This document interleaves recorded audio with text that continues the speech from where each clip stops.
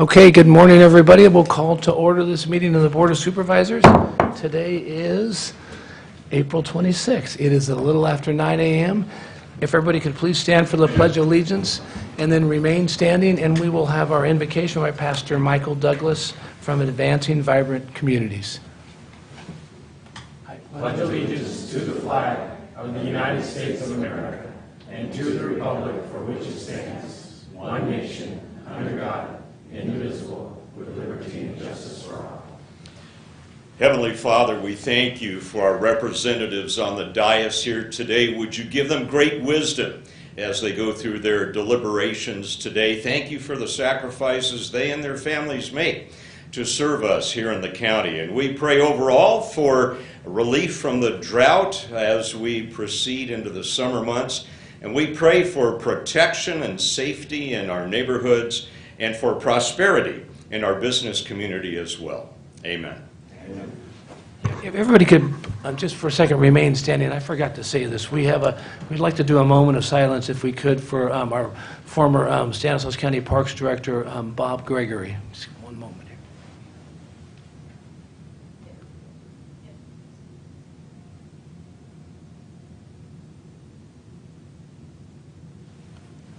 Thank you very much. Michael, thank you very much. Okay, we will move on to our presentations. We're going to start off with April 22nd is Child Abuse Prevention Month. Christine Huber is going to start. Christine, how are you? I'm good. How are you? Good, thank you.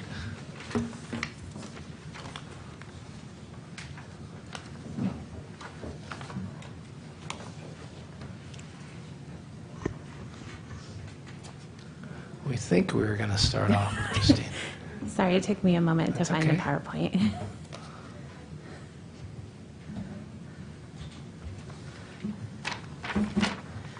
So good morning, Chairman Withrow, Supervisor Kisa, Supervisor Condit, and Supervisor Grewal, CEO Hayes, and Mr. Bose. I'm Christine Huber. I'm the director at the Community Services Agency, and I'm here with Lori Schumacher, who's a program director at the Center for Human Services.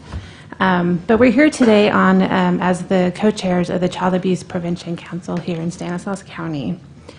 On March 29th, you proclaimed April as Child Abuse Prevention Awareness Month. I want to share that in addition to Lori and I, we have some members of the Child Abuse Prevention Council in the audience today, as well as some watching from home via the YouTube channel. We wanted to spend some time to highlight some of the work that the Child Abuse Prevention Council is doing within Stanislaus County. But before we get there, I wanted just to share some statistics about child abuse that's been identified by Child Welfare Services. So this would be abuse or neglect that where the parent, a caretaker, family member, someone living in the house is the alleged perpetrator. So you'll see in 2019, I think pre-COVID is a marker for us because things changed with COVID as far as numbers of reports, children not being around mandated reporters who are required to report. So we've been using this as our baseline to see where we were pre-COVID. And you'll see that 24% of the children were found to be abused and neglected, and 19% of those children were reported by someone working in education. You'll see 2020, it did drop almost about 40% of the reports to the hotline, and you'll see that 35% of the children were found to be abused and neglected, so a higher number of children, but only 9% of the children were reported by school personnel. You'll see in 2021 the numbers did go up. We still have a 35% rate of kids being found to be abused or neglected, but we did see an increase of children reported by someone who works in education. And there was an increase in cases around, when school started in August, September of 2021. We definitely saw an increase. So the Stanislaus County Child Abuse Prevention Council. Our mission, you'll see, is to develop, support, and coordinate community efforts and awareness to prevent child abuse and heal its effect. The Child Abuse Prevention Council was established by the Board of Supervisors under the authority of the California Welfare and Institution Codes, which primary purpose is to coordinate the community efforts to prevent and respond to child abuse. Our purpose is increasing public awareness of child abuse, coordinating actions, and procuring resources for child abuse prevention. We provide a forum for interagency cooperation and coordination in the prevention, detection, and treatment of child abuse. We encourage and facilitate community support for child abuse and neglect prevention programs as well. Lastly, we recommend utilization of public funds made available to the Child Abuse Prevention Council and to advise the Board of Supervisors on the selection of abuse and neglect prevention and intervention projects and programs specially funded through the Children's Trust Funds monies. All right, my turn. So what does that translate into? What exactly are we doing in CAPC? There was the state's Office of Child Abuse Prevention did a study a couple years ago on CAPCs across the state, and what they found were there were some commonalities that all the groups had and different roles that CAPCs took on. And so what you see are the different roles that we play in the work that we do. And the first one, I think, is probably one of the most exciting ones, a catalyst. We think about catalyst, we think about something that is sparking, inspiring, moving people to action. And that is what we do. We create a space for civic partners and community partners to come together, all to work toward child abuse prevention. We're fortunate to have a lot of fantastic partners, which we'll talk about in the next slide. But as a catalyst, we have a lot of thought partners together in the room to support children and families, which is great. Secondly, we are a convener. We bring together lots of different partners in the work that we do.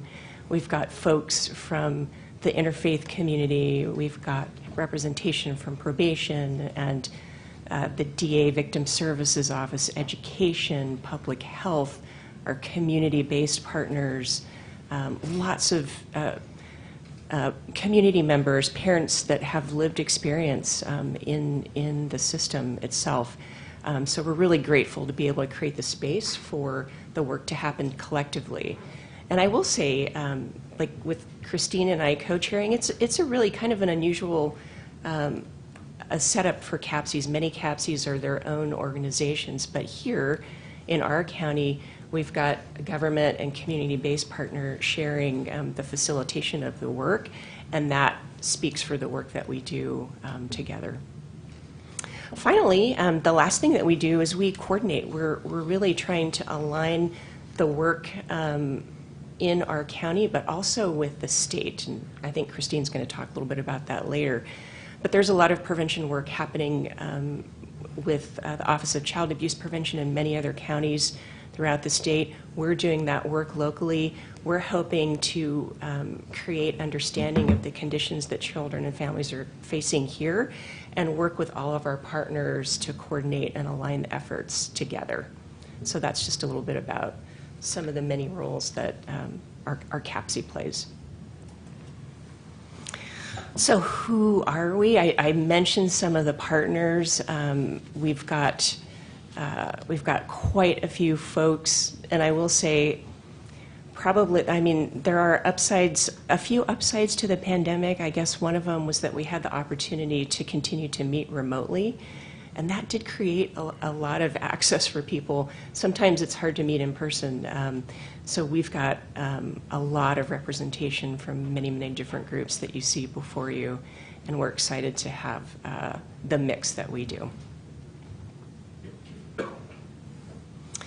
So I was here last year, and one of the things that we introduced to you was the Strengthening Families Framework. And this is foundational to the work that we're doing for CAPC. So our focus is strengthening families and children in our planning. And so for most of you, for some of you that might not know that, that focuses on building protective factors within families. And these are characteristics that the more protective factors that a family has and the stronger that they have, the less likely the children are to be abused or to suffer neglect.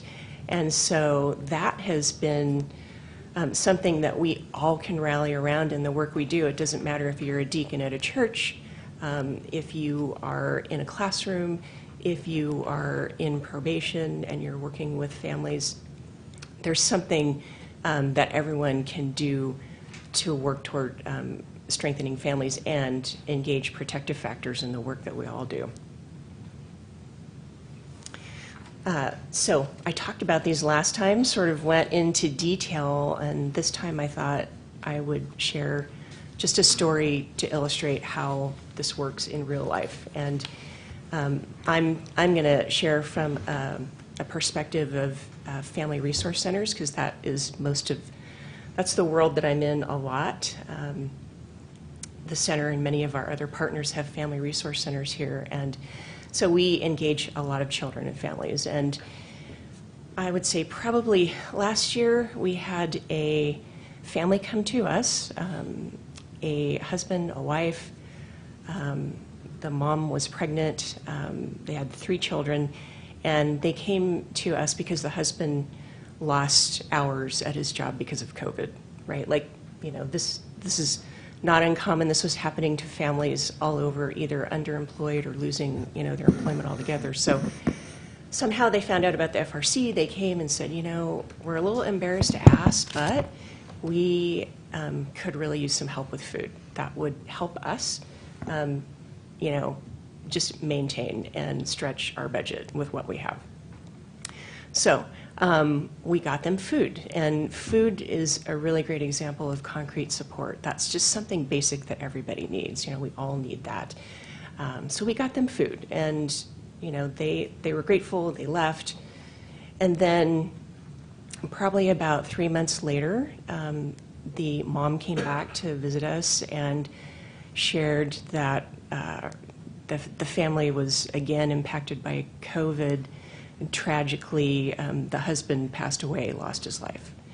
So here she was, single mom with a new baby and 3 kids, and suffering the trauma of having lost her husband. Like, again, I know other people have suffered in the community. So we got to work reconnecting her to additional support that she needed to stay in her home.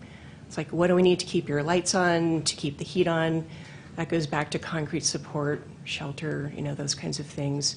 We got her connected to a group that we were doing at the time for young mothers with infants, our Healthy Birth Outcomes group. So she got connected with other moms that were in the same space that she was, with young children, just trying to manage, you know, that. So she got to know a lot of moms, and what that did was connect her to other people, and those became her people. That became an instant social support for her. So she got social connections through the group. She also began to learn about child development, parenting at a really rough time, just having a good idea about what to do under the circumstances and how to manage as a single parent, right? That was a whole new world for her. And then we were able to get her children, or the youngest children, into school readiness and literacy groups that we do. So that was a support for them, and getting them prepared for their next journey as they were going on to kindergarten. And then finally, just keeping her connected to whatever would support her resilience, because she was now in the position of taking care of the family. But she wasn't doing it alone. She created a network of support through the people that she met. She got connected to one of our clinicians to kind of help her process trauma. And so the family walked away, even, you know, though they came to us as a result of trauma and need, they walked away stronger than they were when they came in. And so when we talk about strengthening families, that is the essence of the work that we do and we want to do across the county. And all of our partners here could tell you stories like that, I'm sure. But that's why the focus is really important to us, because it's creating strength and capacity in the families to be healthy and support their children and their families, you know, from there. So that's just a little bit about the protective factors and how they show up in people's lives. So one of the new concepts in California and how we look at child abuse prevention is categorizing it in these 3 areas. And it helps us to ensure that everyone that has children has access to services that will help them. So the first one is primary prevention.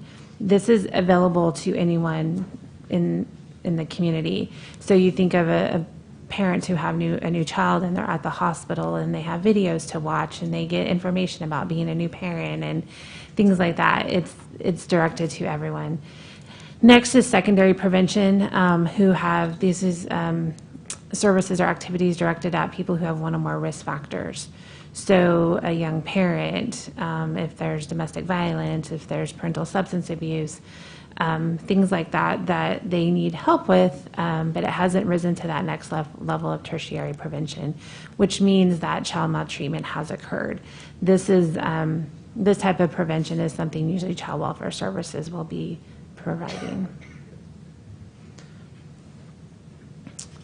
Some of the activities that the Child Abuse Prevention Council supports is funding programs through the Children's Trust Fund. This is funding that comes from the state via the license plates with the hand on them, the child's hand, and then also a fee from birth certificates. And so through that, we support the work of Center for Human Services, Hunt House. We also have public awareness campaigns that we do to advise new parents about what shaken baby syndrome is, and also support the Safely Surrender Baby program, where new parents have a few days to surrender their child at a hospital if they're not able to care for that child with no questions asked. So what's next for child abuse prevention in Stanislaus County? We are currently at the very beginning stages of the Families First Prevention and Services Program. This is a federal act that California passed into legislation last year that will actually provide an entitlement funding, Title 4E funding for prevention services. This funding has usually only been allowed for children in foster care, and they now have expanded it to pay for prevention services to keep kids out of foster care. And so through that process that we just are beginning a year-long planning process. And we have to do a comprehensive prevention plan that's due in January that will outline the community services through the primary, secondary, and tertiary framework. We also are working with Strategies, which is part of the Child Abuse Prevention Center in Sacramento, to provide technical assistance. There's about 30 counties in California that are participating in this. And it's such a resource for us to get access to the most current information and facilitation and things like that otherwise we would not have access to. So I just wanted to thank you all very much for supporting all of the child abuse prevention efforts that you do. I know many of you care deeply about the children in our community, and so I just want, on behalf of CAPC, and just want to thank you for that. Today we have 2 participants of CAPC, Lisa Montero Moore from the Stanislaus Family Justice Center, and Susan Beasley from the Parent Resource Center, who will be accepting the proclamations today. Very good. Thank you, guys. Okay, I'm going to come down there. I don't see Lisa here. Is Lisa? Oh, there she is. Sorry. Supervisor Chiesa. Thank you very much. I have one question, because all of those organizations, trying to share information. So if someone gets arrested for domestic violence, but it doesn't include Child Protective Services because it's not one of the kids, and that becomes one of the risk factors, how is information shared amongst the folks so that you can identify who has risk factors, who you might get into classes or something, so that it doesn't end up with a CPS type case? Or does it have to work its way through the system before? Does that make sense? So the families could get services themselves. They can come and ask. Many of the law enforcement agencies automatically, if there's children, report it. It gets reported to child welfare, and then either we'll do an investigation, or if it doesn't meet our criteria, we then, through a program called Differential Response, we'll refer the family to the Family Resource Center, and then the Family Resource Center will follow up with the family. So most of the time, there is a report, even if it doesn't involve the child, from Yes. the sheriff's department. All right, Yes. thank you very much. Any other questions or comments? Buck? Just to say thank you for all that you do. I know it's a tough subject, and just that support of strengthening families, it makes a huge impact. And I just want to thank the council for what you do. Thank you.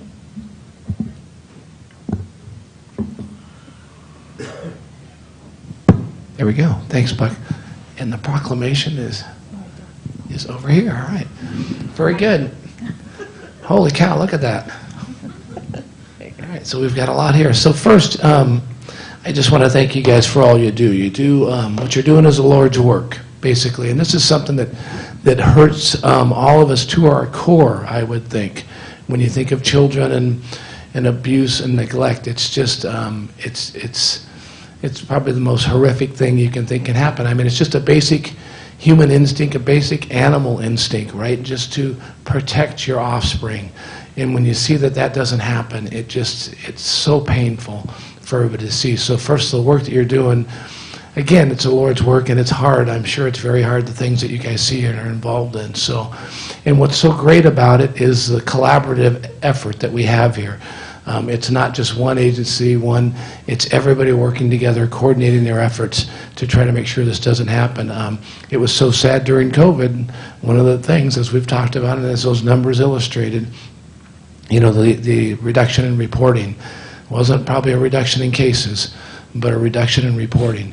And so, anyway, we're just so happy for the work that you guys do. It's so much appreciated. I wish we didn't have to do it. I wish there wasn't a need for this.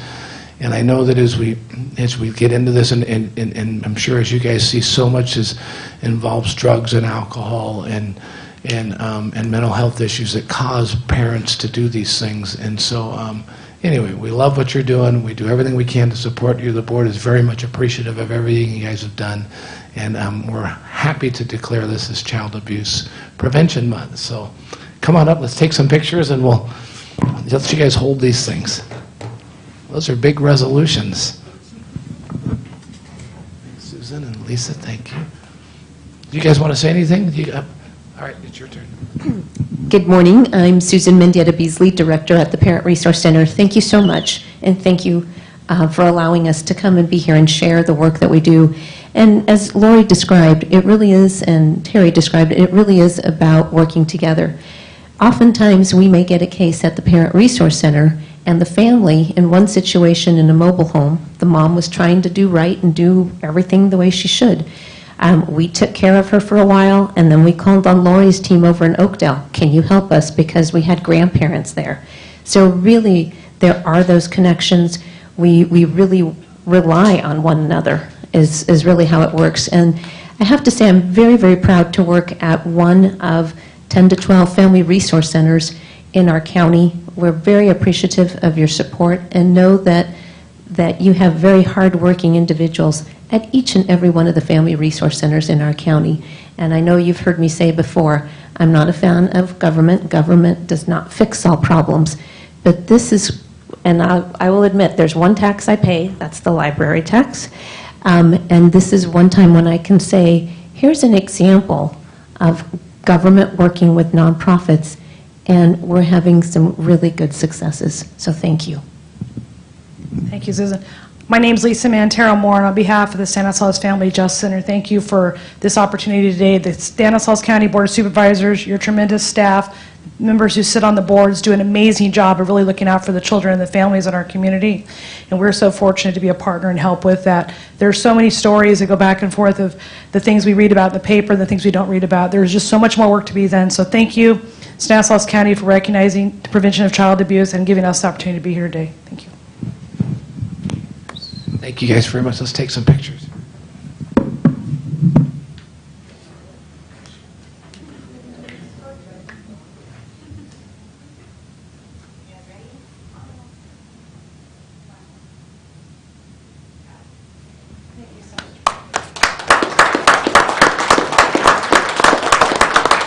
Thank you guys very much, and thank you, Lori and Christine. That was thank you very much.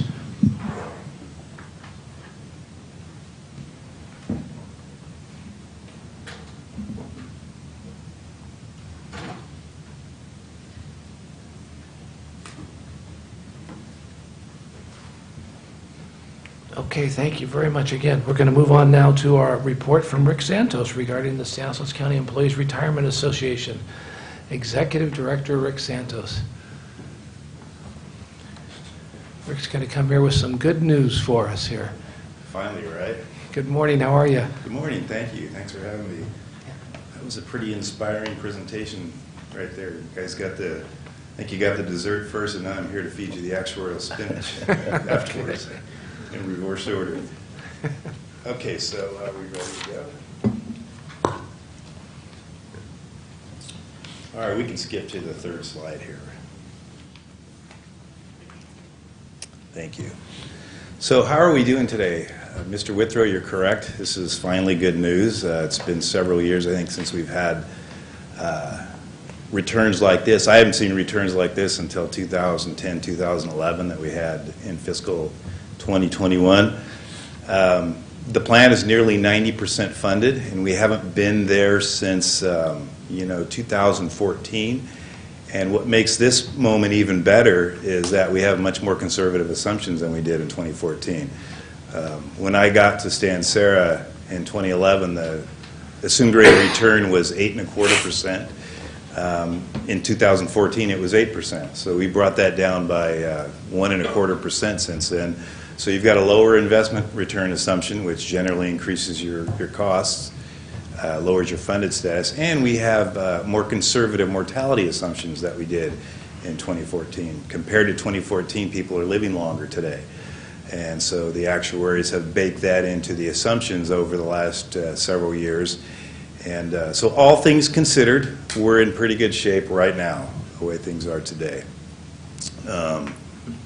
Again, and then when you look at the average annual return, it's 9.2%. Yeah, that's good, but from where I sit, even though that looks really good, what concerns me, as it always does, is the variability in those numbers. You go from a negative 1.3% in 2016 to 25.2, and that's what makes managing pension systems very difficult, is managing that volatility.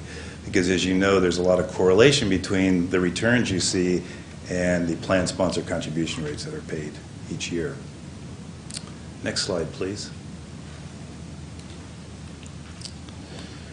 So, so your rates actually decreased by about 1.6 year over year. That second bullet point has the rates last year and this year. And 1.6, so that's about a 325, that's what, about a $5 million decrease, I guess, in contribution costs between years. The largest changes that we had this year, we had asset gains, obviously. The 25.2% return reduced the employer contribution rate by almost 2%. We had some demographic losses. We had more retirements than we had assumed between years, and salaries were somewhat higher than what we had assumed actuarially between years as well. Now, you recall I talked about mortality gains from 2014. Well, the actuaries are continually looking at the data and continually adjusting their data as they go along in life. And what we found in the last study that the Society did was that now mortality is not as good as what was originally thought.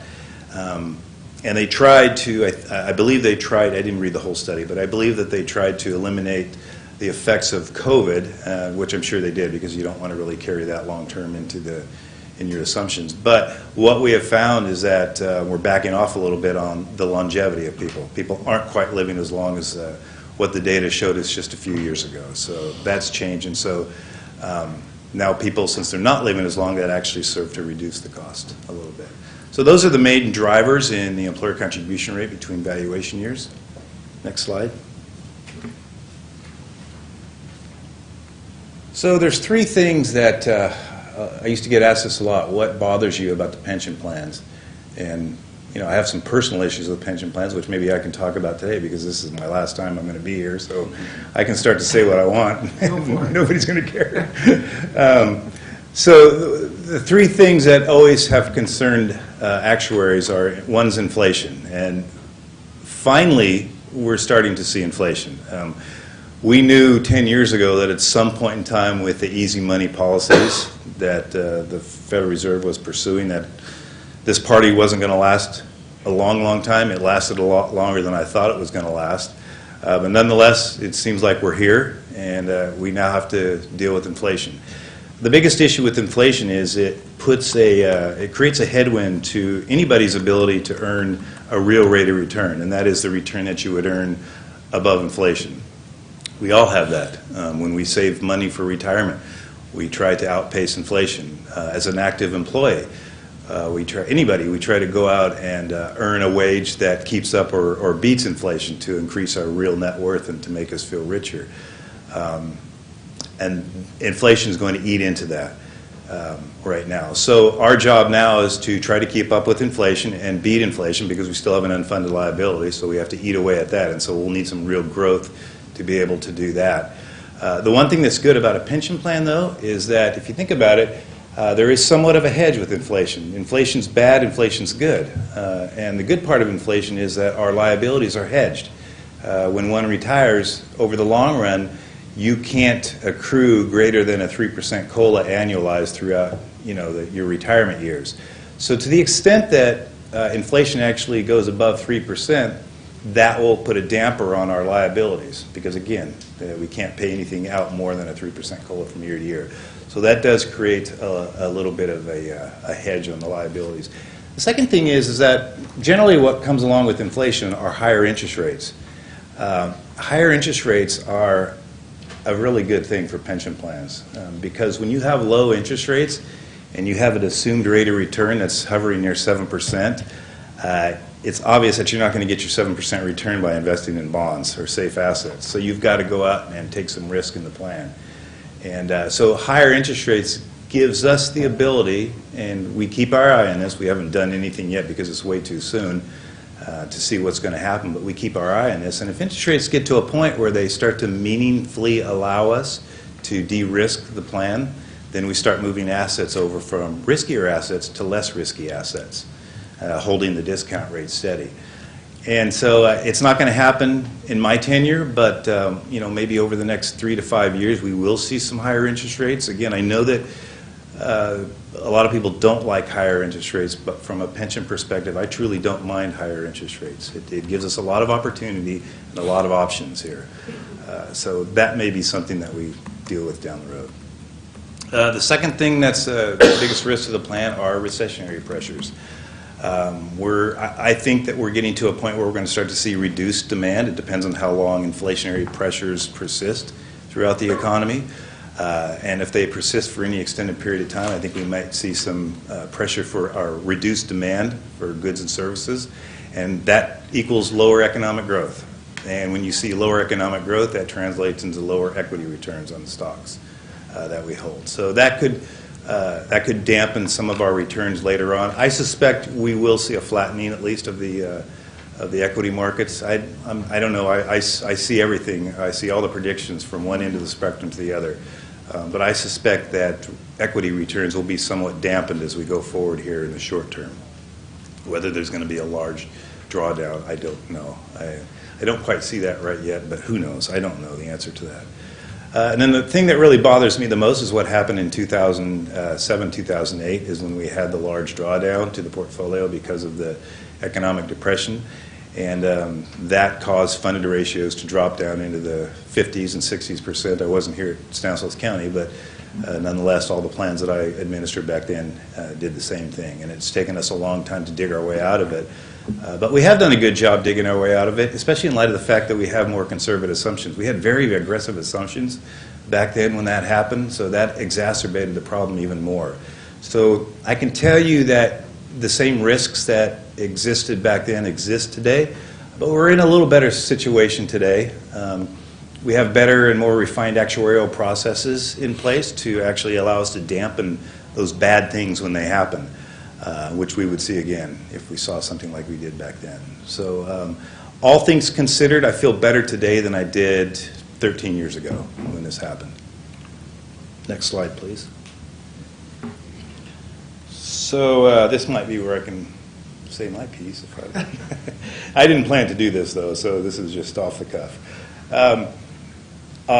Get asked a lot, and I've talked to several of you sitting up there in the dais about the state of public pension plans and things that we can do to perhaps, fix things, I guess, if you will. I don't know if that's the correct word, but the things that we deal with the pension plan are essentially, they can all be attributed to the benefit levels. I benefit from the benefit levels. I'm a public employee. A lot of us here are today, so I benefit from that. But the plain, simple truth is, the higher the benefit levels that you give to your employees, the more assets you have to have on hand to pay those benefits when they come due. That's a fact. You can't get around that. And when you need more assets, when you need to accumulate more assets in the plan, what that means is either one of two things. You either have to raise your plan sponsor contribution rates, somebody's got to pay that bill, or if not, you have to go out and seek investments that give you an even higher and higher return to keep contribution rates at a level that people can stomach. I think that's what we've been doing for the last, ever since I've been an actuary. I think that's what we've been doing, is we've been really pushing ourselves out there on the risk spectrum. We have a lot of actuarial tools at our disposal to dampen things when bad things happen and make it seem not so bad. That's our job. It's worked. I mean, it's obvious. We've gotten from the bottom in 2008, and we're getting close to where we were. So the process works. It's just that if you go back and look at that slide where all the variability in the returns, that's what you get when you're seeking these higher and higher returns, and you get a lot of uncertainty in what the actuary is going to come and tell you that you have to pay in 3 years and 5 years. It's just, that's the nature of the game.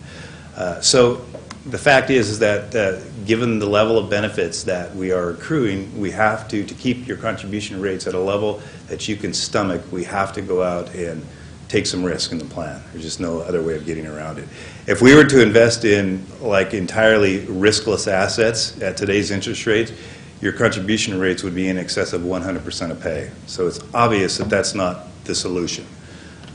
There were several times back in the history of our economy where if we were smart, we could have really locked in very, very, very high interest rates and had zero contribution rates for a long, long time.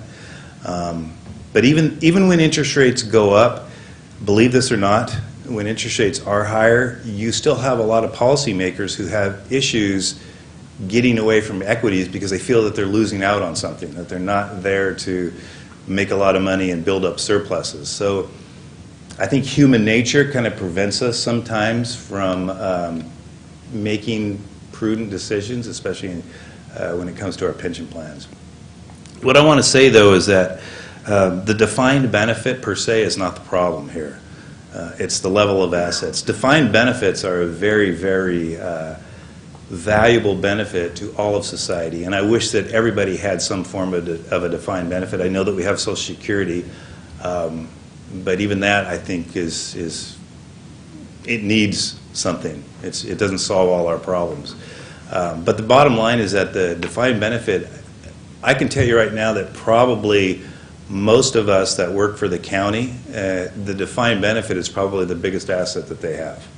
If you went out, anybody that has worked for a public employer for 20 years, 15, 20 years or more, if they went out and they tried to purchase that benefit from an insurance company, well, first off, they wouldn't be able to find an insurance company that sold them that benefit because of the COLA.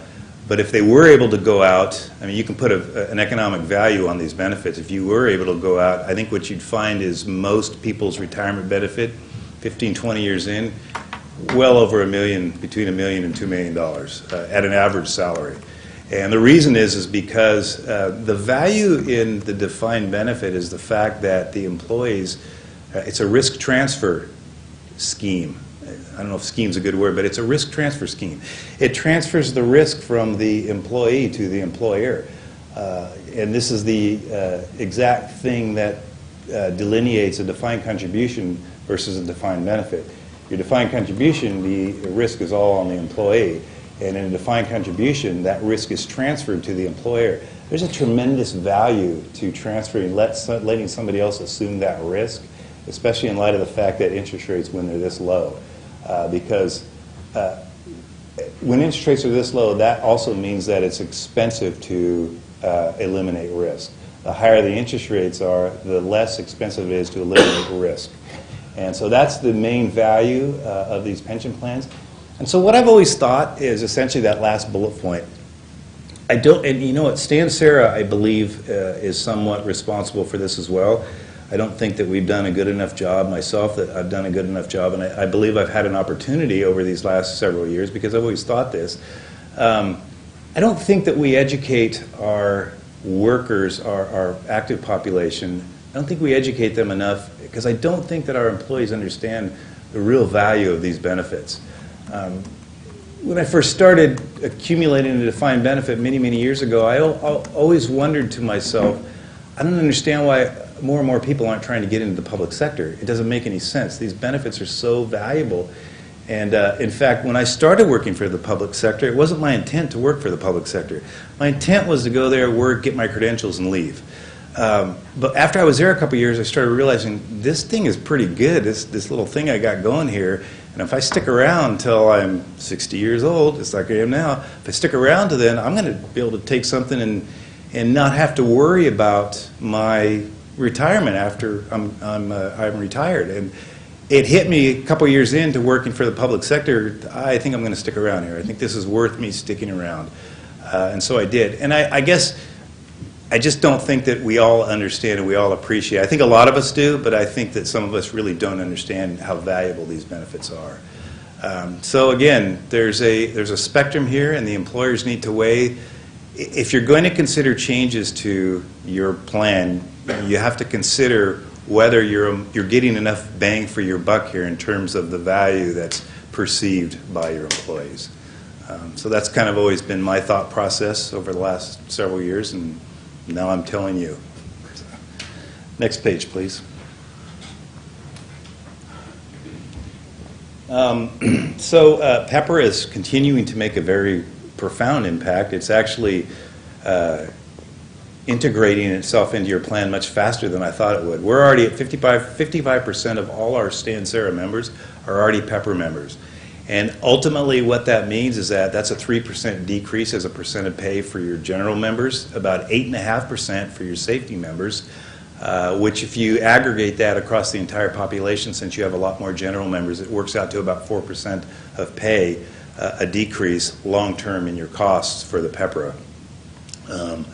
So that's a substantial amount. That's what, 325, you're looking at what, about $13, $14 million every year with a fully integrated PEPRA plan, so that's not bad.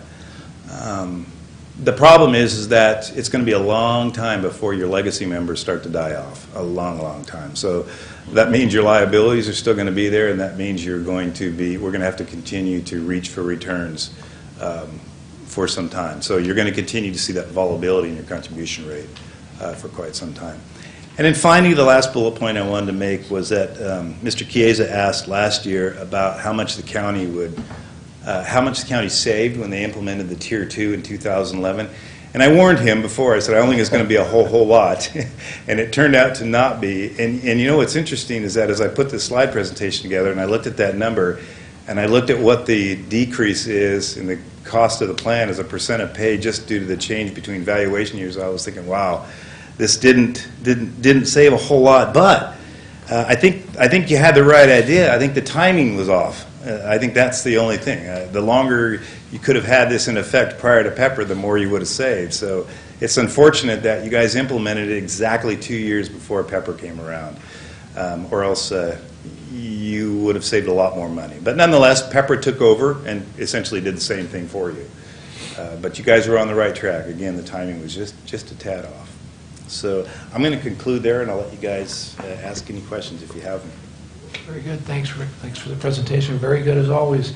And like you said, that with regard to the PEPRA, we were ahead of the curve actually, and so it didn't have the savings because PEPRA then came on. That's right. But there weren't very many counties, I think, that were out there doing what the board at the time here did to help right the ship.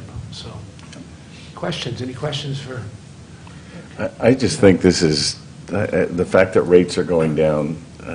Again, the fact that more employees, and think about the vacancy rate, we keep talking about it, but that's another 10%. If we had the position filled, it would be under the PEPRA, which again, long-term would show even more savings. And as far as the $335,000, I'd love to have that $335,000 spent in District 2 because because it is a lot of money. I mean, we start talking, we're always talking millions, and I understand that, but there was no guarantee that PEPRA was going to be a state law, and we would have continued to reap the benefits. Again, negotiated, appreciate, I always shout out because it had to be negotiated, and long-term, it's going to help us to survive because they are not sustainable, and I think, Rick, that's what you've been talking about for many years. This isn't the first time. So I appreciate all you do over at Stan Sarah. I think we're on the right path. We got to get out of the 25% -2, and that really is, the only way to get out of that is to have investments that aren't so heavily weighted towards equities. So. Any other questions for Rick? Well, Rick, I want to thank you for all you do, and this is the last time I'm going to be able to use this joke. It's the only worse job than an accountant is an actuarial, I think. And so we appreciate all you do and your knowledge and experience in this. It's, it's funny that the returns are better. The returns have been better, which has brought this rate down. And then the sad part about it is that life expectancy has reduced, which has helped bring those rates down. So it's a bad way to do it. We'd rather just have better returns than have that. It's funny how like you say, we're so almost 90% funded here, but you can see how quickly that changes. Just, I mean, if we look from 14 to 16, we went from 88 to 69% just overnight practically there. So it is a very volatile, which is kind of brings me to the defined benefit. As you said, defined benefit plans are great as far as the employees are concerned. And we talked about this all the time, but in my client, in my life as my day job, most of our clients got rid of defined benefit plans years ago because it was breaking them. It was something, it's great if you were a single employer and it was only for you, but when you had the employees and you had to deal with the volatility of the markets and stuff, so most of the large companies across the country got rid of these things long ago. So it is a very valuable asset, and you're right, we need to really make sure everybody realizes how valuable that is for our employees. And I used to have an employer that would sit us down every year for our annual reviews and go through all these things of how much we were costing them to work there. And that always offended me, to see that. But it really is, you really need to look at all these benefits that you get. And it's not just your salary, it's everything else that's there. And it's hard when you're young, and at the time I was young doing that, you don't appreciate that all. It's, what are you doing for me right now? I need this paycheck right now to pay my bills and feed my kids. But there is so much value there in the defined benefit plan, and hopefully everybody appreciates it. So the last thing is, this is the last time you're here doing this for us, and we have very much appreciated all that you've done over the years. And Stan Sarah, you manage $3 billion in assets we have there at Stan Sarah, and 12,000 members, employees, basically 12,000 people that you deal with every day. And so you've done a great job there. I know you're going to go off and ride your bike. You're a big bike rider, I think. Yeah. And you're going to go off and cruise around Tahoe, probably. And we're going to miss you. But we very much appreciate you being a steward of this organization and Stan Sarah and the funds and the benefactors of those funds. And so thank you for all you've done, Stan Sarah. And thank you for ending on a good note here. Thank you very much, and I'll be around. All right. Thank you. Thank you. Thanks, Rick. Thank you. Okay, we're going to move on now to our public comment portion. This is for anything that's not on the agenda. Do we have that PowerPoint? That one. Stands here. Get the PowerPoint, is that what you're saying? Yeah, okay. So we'll go on to public comment, anything that's not on the agenda, and we'd appreciate if you go for 5 minutes here. You don't have to go for 5 minutes, but we'd like to have it go for 5 minutes. And we have a couple speaker cards, and then if you didn't fill out a card, you can still speak if you'd like to. So I'm going to start off with Catherine Borges.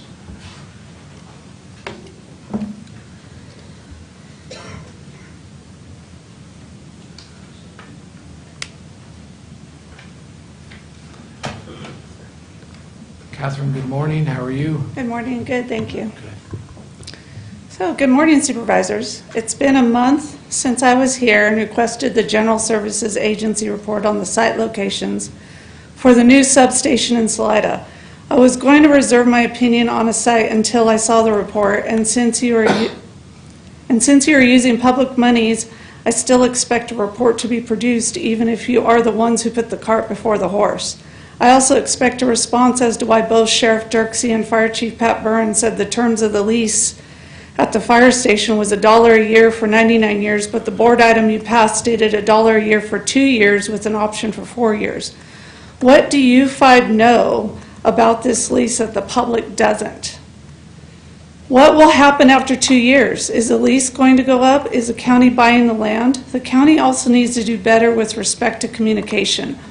The dedication of the substation at the fire department was not announced in the Bee, nor on any county websites, other than a new substation page just 2 days prior. Notices were not mailed either. Salida Mac did not post it on their page or on Nextdoor. The only place I saw it posted to, and it was after the fact, was Terry's campaign website. Appearances matter, so you need to be transparent and produce a Journal Services Agency report that addresses all of these issues, and the county needs to improve communication with the community. The onus is on the county employees who are paid as public servants, not the unpaid volunteers who serve on MAC councils. Also want to point out that you need another substation sign or a banner at the back of the fire station where you can view it from the freeway ramp, and have the deputies park their car there too. Right now, a little brown sign in the front and hidden cars isn't deterring any criminals from what they don't see. You know, sometimes an issue chooses you instead of you choosing the issue. In 2019, one of my friends sent her daughter off to college in another state. Within months, her 18-year-old was swept into a sex trafficking ring. She was kept drugged, her bank account cleared out, dropped out of school, and her cell phone taken. Perhaps, besides the death of a child, this is a parent's worst nightmare. I can't even give justice for words to describe the human detritus that took advantage of this drugged teenager. Knowing what I know now about sex trafficking, you need to get it out of my town. You are the ones that can stop this from occurring less than 500 feet from my home. The substation in the library already exists. You can use it to and aim a staffed sheriff car at these hotels. Stake out and arrest the deviants who are doing this. You have the power, the tools, and the resources to stop this. I'd also like to request you meet with Caltrans and go over a schedule for clearing the weeds along the highway and the basin from hell that they own, Caltrans owns, on the corner of Sisk and Kiernan. And direct Public Works to fix this "Thank you for visiting Stanislaus County" sign at the Salida Library. The T and the I have fallen off, so it's looking pretty shabby with weeds and a broken sign when you're leaving Stanislaus County. At a previous meeting, Supervisor Chance Condit expressed frustration over illegal dumping. So I just want to say that I have also seen your predecessor share the same sentiment, but the catch is the DA will not prosecute such a low-level yet rampant crime when there's a backlog of murder cases. But you have the tools already to impede it. Use Crime Stoppers rewards, where people get rewarded for turning in people caught on camera doing illegal dumping. Have the sheriff cite the dumpers without the prosecution part, since that isn't going to happen, and reward the tipsters anyway. I have seen plenty of times in Salida where people have gotten photos of license plates of illegal dumpers, but nothing happens and their efforts go unrewarded. Citation and then reward will deter it. You have plenty of money to implement this too. Use some of the $45 million that you put into the general fund from the big tobacco lawsuit. County government is a complaint-driven system, and I've just done my job as a citizen to complain. Thank you for the deputies in Salida. It is appreciated, and I hope you will prove it's permanent. Thank you, Catherine. And there was a lot there. We're going to follow up with you on a lot of those things. Okay, thank you. Okay, next up we have Deborah Harper.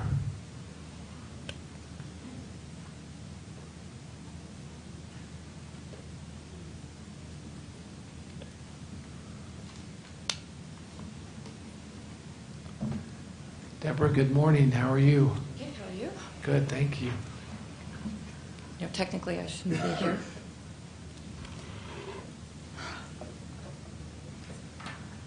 My name is Deborah Harper. I'm trying to function in Stanislaus County. Very dark moment.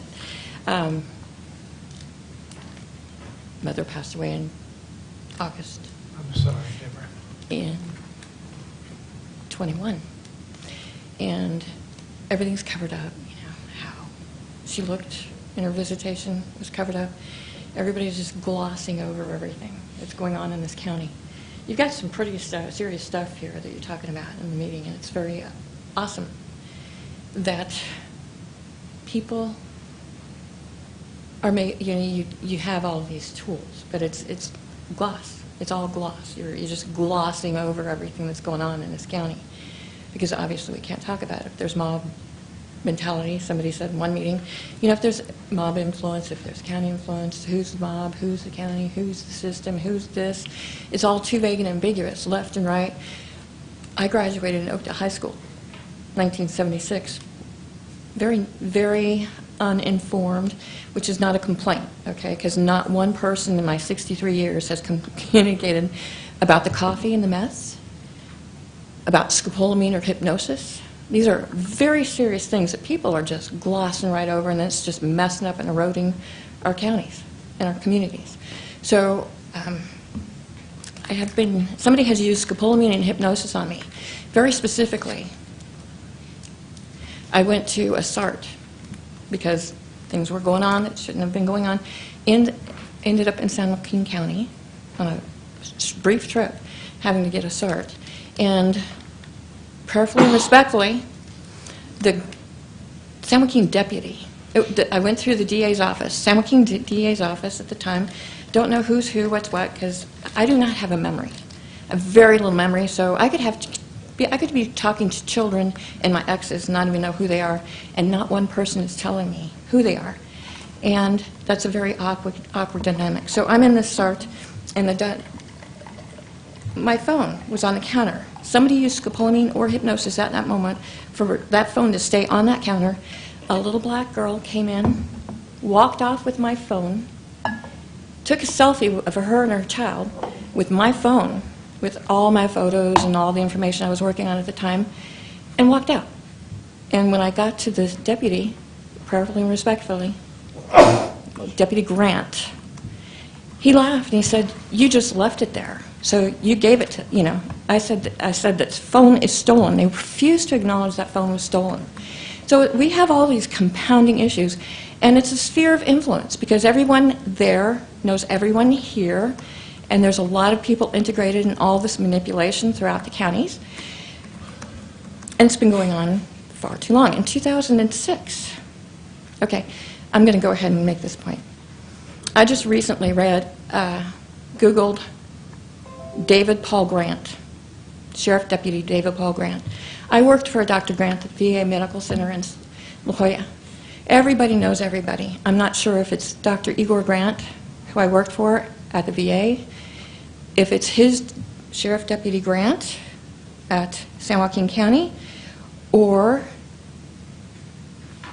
if it's Sheriff Deputy Grant in Sonora, in Tuolumne County. He was on a call, high-speed chase, high-speed call, and a TUD truck, Tuolumne Utilities District truck, parked right in the intersection, and he clipped it, and he died. Prayerfully and respectfully, these are all things that can be avoided if everyone will just put down their swords. Okay? You go from that moment in 2004 to whatever happened in 2017 and everything that continues to happen. It's this tit for tat for years. I recently have been suspended for a year from the Stanislaus County Library. Again, all the libraries. I am trying to do research in the microfiche machine when Janice kicked me out the first time. The second time was Karina in the Turlock Library, which I still haven't gotten an answer on. I'm suspended for another year. I'm peacefully and reasonably trying to do research and function in these libraries, and I'm being falsely accused and manipulated. So my question at this point, with all that background, because I had to make that point, even just coming up to the dais. So I am thankful for your time and effort, but I need to know how I can get into the library as quickly as possible at this point. I've had calls to your office, and I haven't heard anything back yet. Okay, Deborah, let's look into that, and we'll get back to you. And But I've been waiting to get back to you, and you're not doing it. okay, well, we will. I'll tell you we will now. We'll let you know. See, I know that you know everybody, and I know that there's a lot of influencing going on, and the whole point is to make me look as bad as you possibly can, and I peacefully and reasonably walk this planet, and you're backing me into a corner. I'm not doing anything to anyone, and you're acting like I'm the tail of the Hun, the worst thing on the planet, and I'm really fed up with it right now, prayerfully and respectfully. I've been throwing Hail Marys to the cross, because Christ died on the cross for everybody, but you're pushing it, and it's not necessary. I don't understand 1 ounce of the ambiguity and all the drama. You want to make it about my mental health? It's not about my mental health. We won't get into that right now. All the drama on the planet and manipulation has nothing to do with, and that's the other real quick thing. We're going to attach mental health to the police department that wants to manipulate everybody. Since 4/6, I've been documenting all the manipulation from the police departments. You got to get this mental health stable so you can get the police stable and work together to function things. If you focus on function things, there won't be a lot of problems. Thank you. Thanks, Deborah. Okay.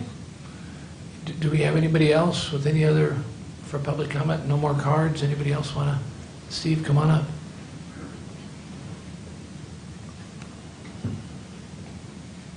Morning, Steve. How are you? I'm doing fine, Mr. Chairman. For the record, my name is Stephen Morrow. So, Mr. Chairman and the members of the board, I just wanted to make a couple of comments from Mr. Santos's presentation, because our public employees do work hard, and the benefit that they earn at retirement is a heck of a benefit, because my wife is a public employee, so she will benefit from that. But we have to be careful when news gets out in the newspaper about certain retirees that earn 6-figure pensions, and everybody gets the impression, the way the articles are written, that everybody earns that kind of a pension, and that's way far from the truth, because the number of 6-figure pensioners is going to be a very, very small percentage compared to the hard-working people out there who take care of us serving the county and other agencies. So we have to remember to keep that in mind. Second thing about inflation. Inflation, which we understand is very much controlled at the national level and not here, but inflation is the cruelest tax of them all.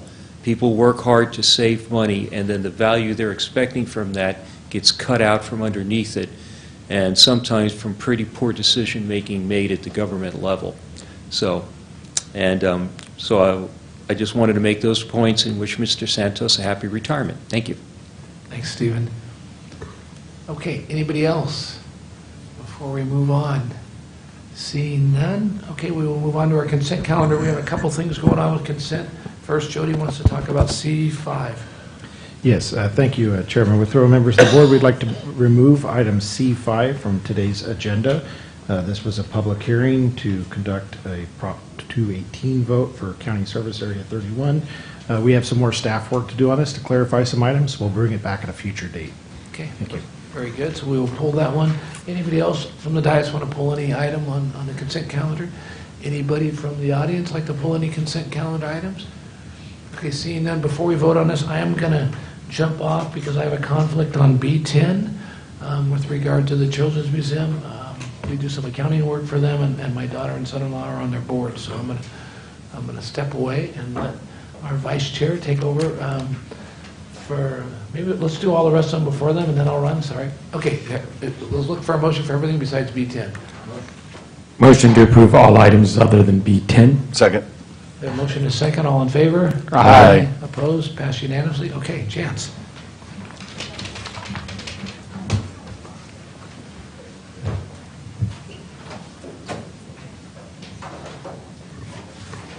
All right, item B10, approval of a memorandum of understanding with Modesto Children's Museum, Inc. for the purpose of providing $250,000 contribution for capital campaign. Does any of the board members have any comments before I open it to the public? All right, seeing no comments, I will open it to the public. If anybody would like to speak on this item. All right, seeing none, I'll return to the board. Motion to approve B10. Second. All right. All those in favor? Aye. All those opposed? Okay, it passes unanimously.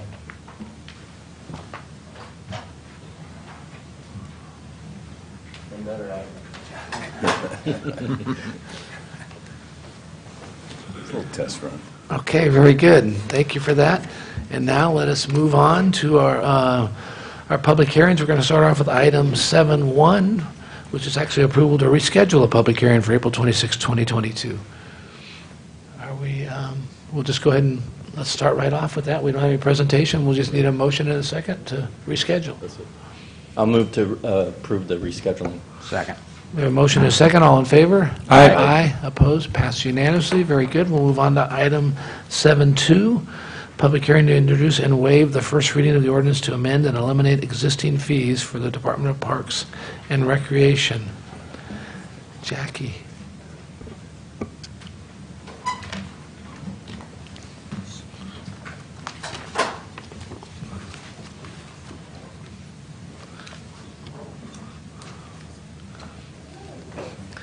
Jackie, how are you? How are you, sir? Good, thank you. Come on, Patrick. It's like nobody wanted to come up today.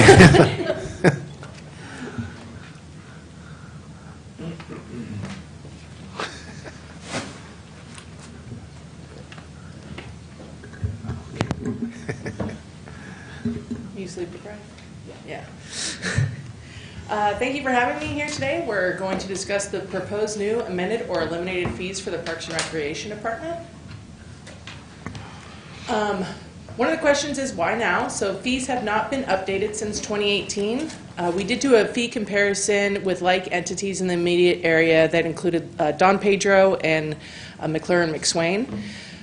We needed to do some adjustments in how we do business, obviously, because the cost of doing business has increased exponentially over the last few years. And we are also aware that non-residents, they have a financial impact on our department since we are a general fund department, so we are trying to address those in these fee increases. So here are the new fees. The day use for Woodward and Modesto, we are proposing a $15 resident fee for vehicle and vessel, which is in line with the current fee. Camping, Woodward and Modesto, we're recommending a resident fee for vehicle hookup at campsite and just regular tent camping. And then exclusive use changed. We added non-resident and a commercial rate as well as a nonprofit rate to give nonprofit entities a greater reduction in cost so that it would be easier for them to do business with us. We also are asking to implement a picnic shelter non-resident and commercial rate that is a little bit higher than what our typical rate is. Amended fees, as you can see, the current for vehicle is $15. We are asking for an increase of $5, which would put it at $20. Pretty much across the board, all of these fees are going to be an increase of $5 for vessel. Senior, disabled, and veteran is also going from $5 to $10. Camping at Woodward is going from $30 to $40, or recommended to go $30 to $40 for a vehicle at campsite. For the hookup campsite, we are also asking for an increase, but in line with that, we're also eliminating a fee in that same vein, which we can get to on the next slide. Vehicle at campsite, vehicle at hookup campsite, all going up by $5, or recommended that it goes up by $5, and then including veteran vehicle at hookup campsite and the veteran vehicle at regular campsites. Annual passes, we're also changing them from currently, it's calendar year to calendar year, so when you purchase an annual pass for our reservoirs or OHV parks, it goes from January 1st through December 31st. That is really cumbersome, and it also decreases our likelihood of being able to sell annual passes later on in the year. So we would like to change that to make it purchase date to purchase date. With our new recreation software, that's not a difficult thing to do, whereas in the past we were having to do it manually. Now they can just purchase it online, and they're getting one of those little cards that you can just scan when you come into our facility, which makes it a lot easier. And also the increases for the rest of the annual passes are nominal, especially when you can use them for 365 days a year, and they equate to about 10 entrances throughout the park for 1 year. So, amended fees, we are changing hunting slightly, from 15 to 20, annual pass from $100 $125. We are actually reducing the reservation fee. It used to be $10, or it is currently $10. We are recommending $5, and for that reason is because we switched reservation software. It's not as cumbersome now for us to make alterations to reservations, and we're no longer partnering with Reserve America, who is taking eight of the dollars out for themselves. So we are recommending a reduction in rate from 10 to 5 and 15 to 10.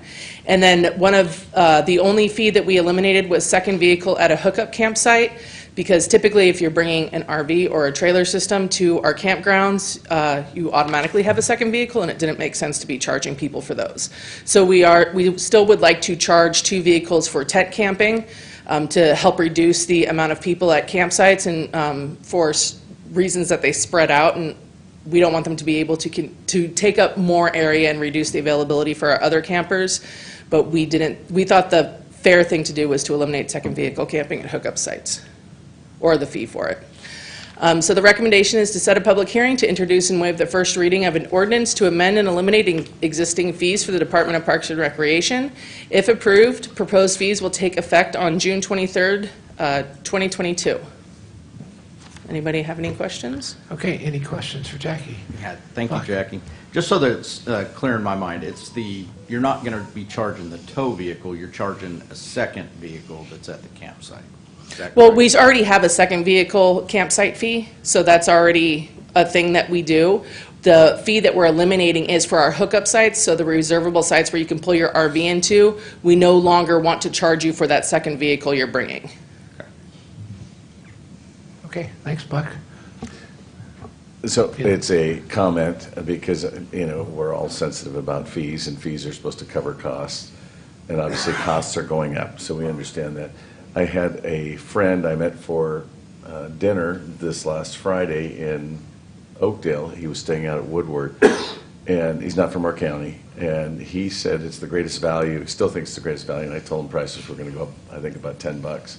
And he said tremendous value. So they move all over California from the coast inland, and they just absolutely love it. And I know Tara Chumley is out there all the time at Woodward herself. But anyways, so I'm very supportive of these fees. Who paid for dinner? We did make sure we continue to stay, we are in line with being less than Don Pedro, but we're still slightly more than McClure and McSwain. So. Okay.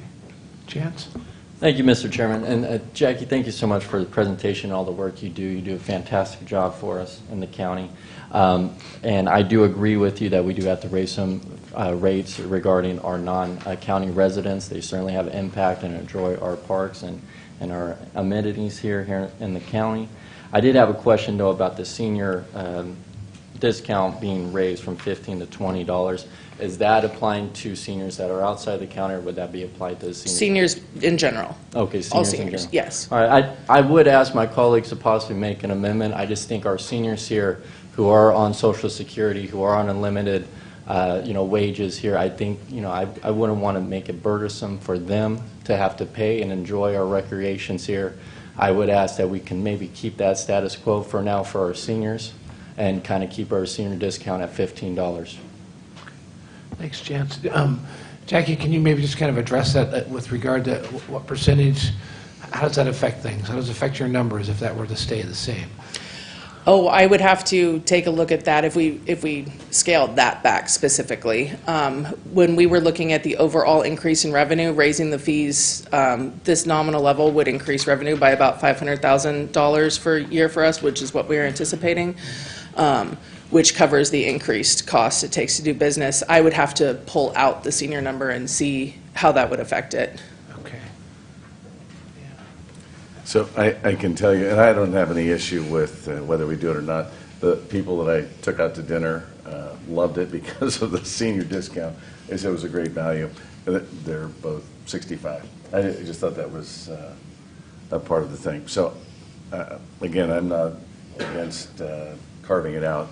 We just have to remember that this is going to carry on through each one of the fee increases, and we have to decide whether we're going to change the fee structure for seniors in other categories.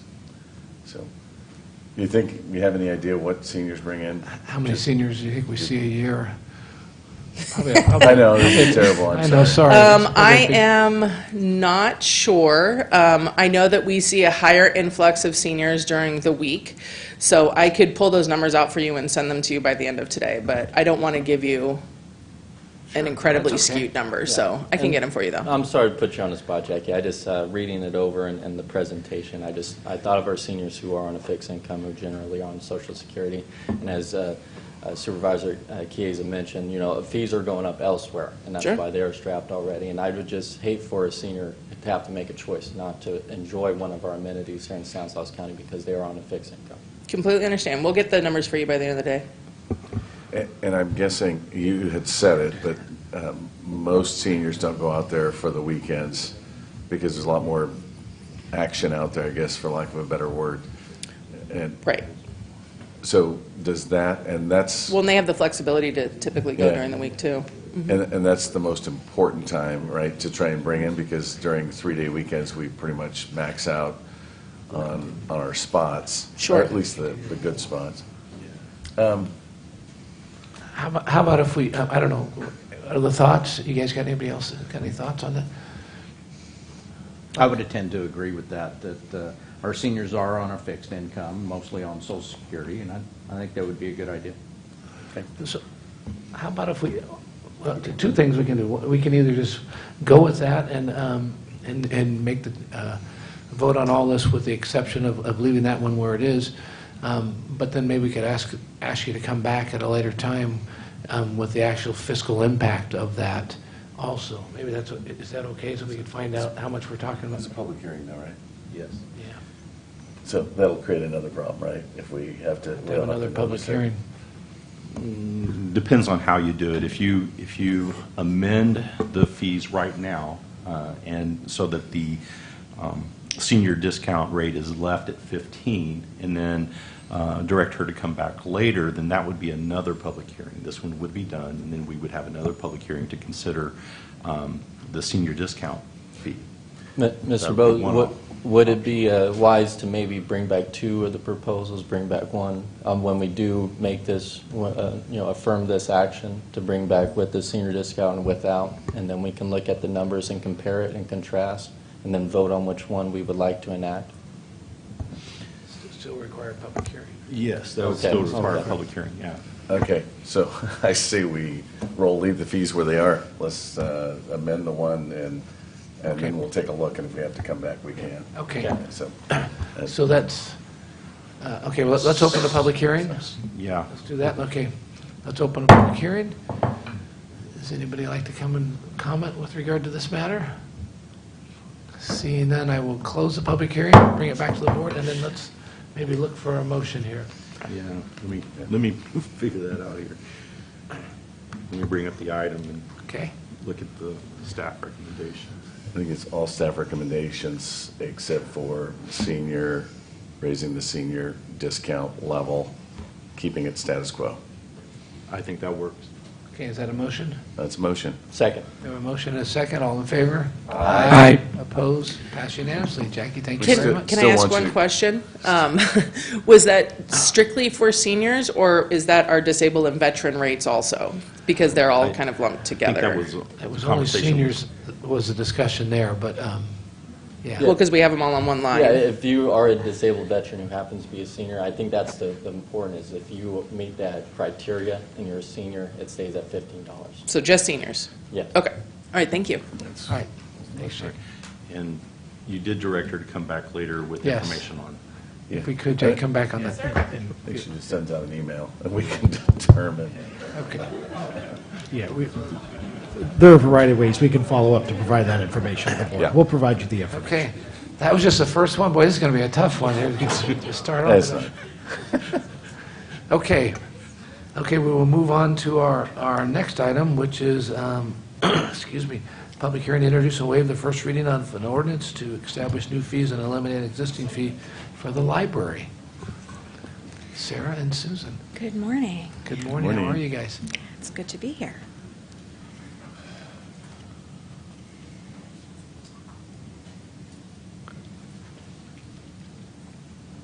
Okay, so I'm here to talk about some proposed fees, some new fees, as well as some eliminating one particular fee. So, Susan, next slide.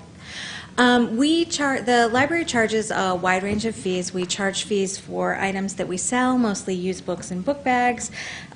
We charge for many of the services that we offer, from copies to passports to our meeting rooms, which are available for public use. We charge late fees, and we charge fees for lost or damaged materials. Next slide. So these are some examples of our existing fees. You see our late fees, the various copies, our used book sale, which also incorporates CDs and DVDs. Go ahead to the next slide. We also charge, as I mentioned, lost or damaged fees. Now, the point of a lost and damaged fee is to encourage responsible use of our materials, to encourage people to bring our materials back on time so that other people can use them. It also does, to some extent, support the replacement of those items. Now, currently, our lost or damaged fees are limited to books, DVDs, CDs, and books on CDs. Next slide. So you can see our charges are fixed. It's based on the retail price minus a certain amount, or based on the retail price range. And then the prices are a little more fixed when it comes to DVDs or books on CD, where we charge our list price. Next slide.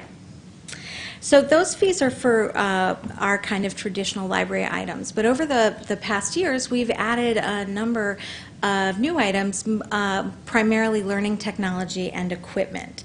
So some of the examples we've got are laptops for use in the library, our Read to Me kits, which incorporate puppets and educational toys. We're moving into STEM kits that contain educational technology. We do currently circulate ukuleles, but also Wi-Fi hotspots and home connectivity kits, which allow access to the internet for people who can't afford those things at home. Currently, we do not charge any loss or damage fees on those items. The good news is we haven't had a lot of loss or damage, but at some point we do want to, which is why we're here. Now, the fee that we're looking at eliminating, next slide, is our replacement library card fee. So a library card is required to check out library materials, to place holds, to use a computer or a laptop because you have to check that out, or use that to log in and make your reservation. Currently, we charge $1 to replace that card. That card costs us 14 cents. Also the time it takes to replace it. But the time that we take assisting customers who don't have a card actually does end up being significant, because every time they want to log in to use one of our public computers, we have to look up their number and give it to them. Every time they want to place a hold, we have to look that number up or place that hold for them. So for us to replace that card for them will be an efficiency for us. And I will say that when you tell people there's a $1 fee, everyone says, well, it's at home somewhere, I'll find it, don't worry about it. We also want to get people to replace their cards, because if your card is lost and somebody else uses it, you are liable for anything that's checked out to that card. So encouraging people to replace their cards rather than kind of just have them floating out there available for anybody to use should they pick them up it's just a good practice as well. Okay, next slide. So this is the sort of consolidation of our proposed changes. You'll see that the fees that we're looking at for our various kinds of equipment are designed to be flexible. So we say up to the cost of replacement. We don't want to place fixed cost on these items because prices change. A mouse that costs $9 today might cost $4 in a year. I don't want to have to talk to somebody about a $9 fee when it's actually a $4 fee. But beyond that, we actually never want to have to assess these fees. These fees exist so that we can have a conversation with people. They trigger blocks on their library cards so they can't use additional library resources, and then we contact them and talk about what's going on. We want to get things back in whatever shape they're in, so that's why if we can repair something, then we'll do it that way. Our goal is always to work with people so that we don't actually have to assess the fines. We just want to get our stuff back. Right now, we don't have any mechanism of doing that, and this provides us that tool. So that's the reasoning behind these fees. And then, of course, the library card is just eliminating that $1 fee. Next slide. So those are the proposed changes that we're looking to make, and I'm happy to answer any questions that you may have. Very good. Any questions for Sarah or Susan? Can we get one of those ukuleles here one day? I'd love to see We that. absolutely can. You know, as part of the grant, we got staff training for everybody. So, not me, but many of my staff are also now trained on ukulele. So Very good. We'd I'm love sure to we see could do that. that. Okay. Okay? Good. Okay. I see no questions from the board. We will open the public hearing. Anybody in the public like to discuss the fees or ukuleles? Okay, we will close the public hearing. Bring it back to board. Look for a motion. Motion to approve. Second. We have a motion and a second. All in favor? Aye. Opposed? Passed unanimously. Thank you guys very much. Okay, we will move on to our next public hearing to introduce and waive the first reading of an ordinance to establish new fees and amend or eliminate existing fees for the Department of Environmental Resources. Rob, good morning. How are you? I'm good. How about yourself? Good, thank you. Well, good morning, Chairman Withrow, members of the board, CEO Hayes, and County Council Bose. This morning, we are presenting to your board the Department of Environmental Resources, or DER, proposed fee adjustments. The recommended changes we will discuss this morning include an adjustment to the weighted labor rate, a description change to the credit card surcharge fee, and fee adjustments related to hazardous materials, environmental health, groundwater resources, and at the Fink Road landfill. These adjustments are necessary to ensure cost recovery for the programs DER administers. I'd like to introduce our team today that's going to help with this presentation. We have our Assistant Director at DER, Mandeep Dillon, Carl Quinn of Environmental Health, he's our manager, and Alvin Law, who is the manager for the hazardous materials. With that said, I'm going to turn it over to Carl Quinn, our Environmental Health Manager. Hello? Carl, Thank you, Rob. How are you? How are you doing? Good. Thank you, Rob. Good morning. My name is Carl, Environmental Health Program Manager. I will be presenting consolidated fee, new fees, department weighted labor rate, credit card surcharge, and environmental health program fees. The staff recommends consolidating well permits private, well permits agricultural, irrigation, and well permit public into one fee category as well permits, and consolidating concurrent private well installation, destruction, one inspection only, and concurrent agricultural irrigation, well installation, destruction, one inspection only, into one fee category as concurrent well installation, destruction, one inspection only. These changes are expected to streamline the permitting process and bring more transparency to the public.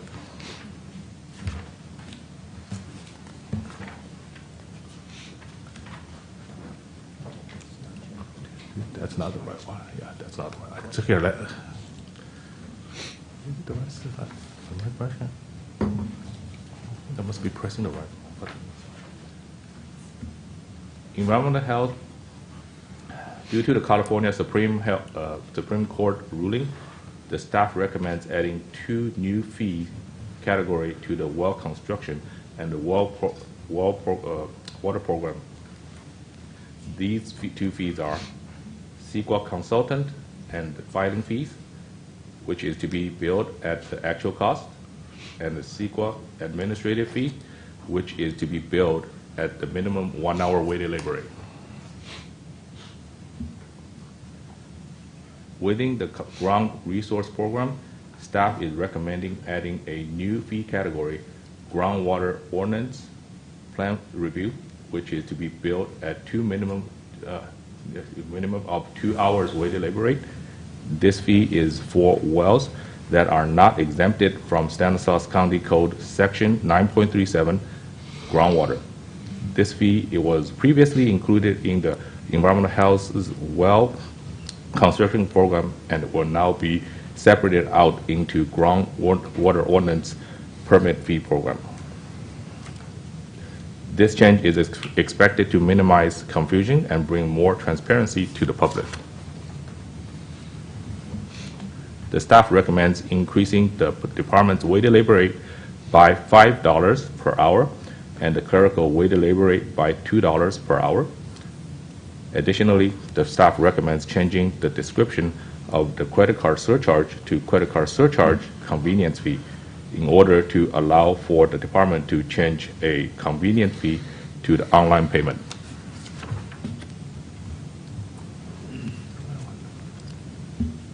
The staff is recommending the following amendment to the existing environmental health program fee schedule, increasing permit and registration fees in the cottage food program by 10%, increasing permit fees of recreational health facilities such as pools and spas by 10%, increasing body art related fixed rate fee by 10%.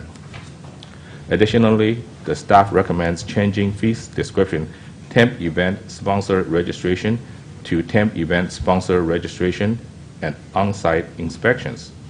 At the same time, change the fee from a fixed rate of $418 to a minimum of 4-hour weighted labor rate.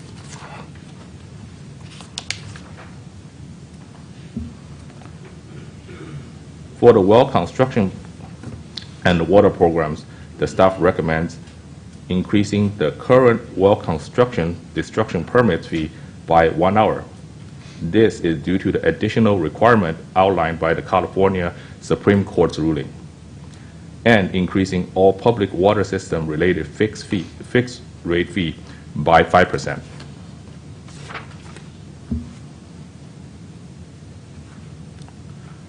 For the liquid waste and land use program, the staff recommends increasing septic pumper truck fee by 5%, increasing current on-site wastewater treatment system related permit fees by half an hour.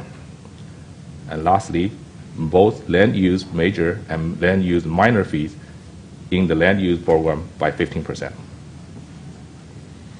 Now I'm going to turn the discussion over to Alvin Lau, our Hazardous Material Program Manager. Thank you, Carl. Good morning, Chairman Withrow, CEO Hayes, and County Council, members of the board. Today, we will be proposing a few changes to our hazardous materials fee categories. First, a 15% increase to the underground storage tank facility categories.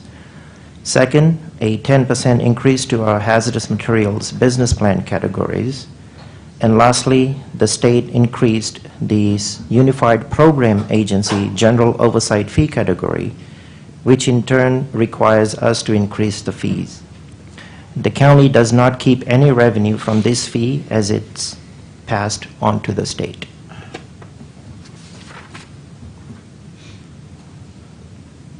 The landfill has the following proposed changes. Staff recommends a 5% increase in the cost of normal refuge disposal in order to cover increasing operational costs and capital improvements.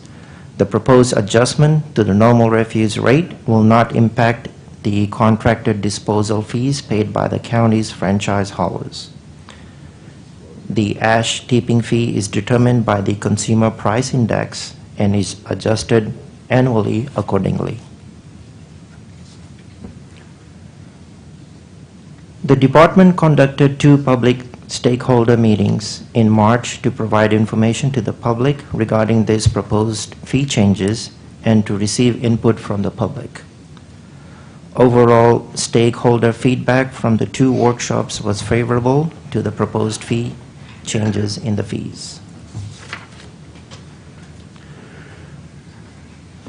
Public notices announcing the March workshops were published in the Modesto Bee on February 20th and February 21st, 2022.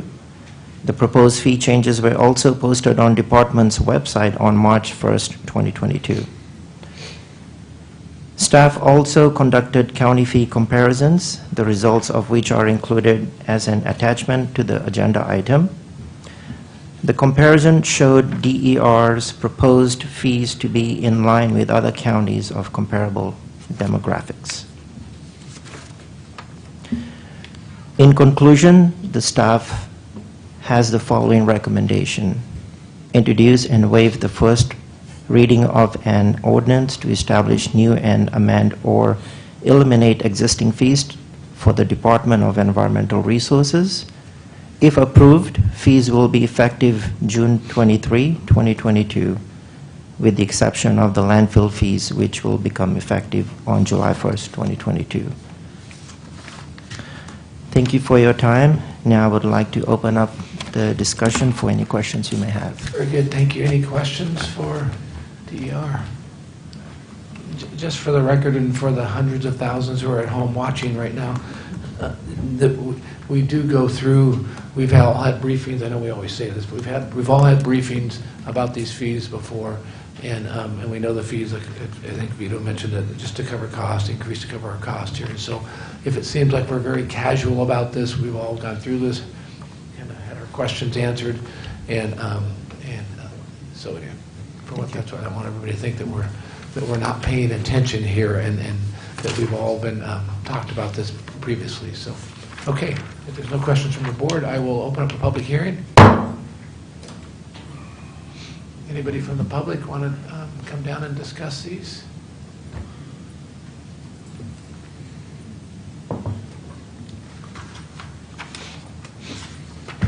Deborah? And it's priceless. That was an awesome presentation. It was one of the clearest presentations here today. Not to minimize everyone else, but everyone else wants to be making everything enduring and including. You're not being casual right now. It's rude. Okay? You're all talking through the presentation and doing your thing instead of interacting with the presentation. And this is what I get at multiple public venues. Okay? This is the clearest and most concise. It is priceless that the fees are being updated in an accurate and reasonable, responsible way. But the presentation, or the reception from the dais, prayerfully and respectfully, is just completely disrespectful. And the librarian attacked me. I couldn't even talk after her because she was attacking me over what they did to me at the library. So can we separate the personal venue from the public venue? Let your presenters who have the best presentation in here so far make their presentation. You're all over the planet. You're eye to eye with the other people that are just making fun of everybody everywhere and making everything personal, but the actual reasonable presentation you just ran off with. Thank you. Thank you, Deborah. Any other comments, public comments? Seeing none, I will close the public hearing, bring it back to the board. Mr. Chairman, if you would, maybe this is a past history question.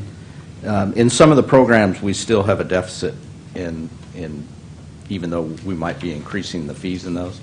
How did we get to the deficit? Because fees were not raised before, or it just has not kept up?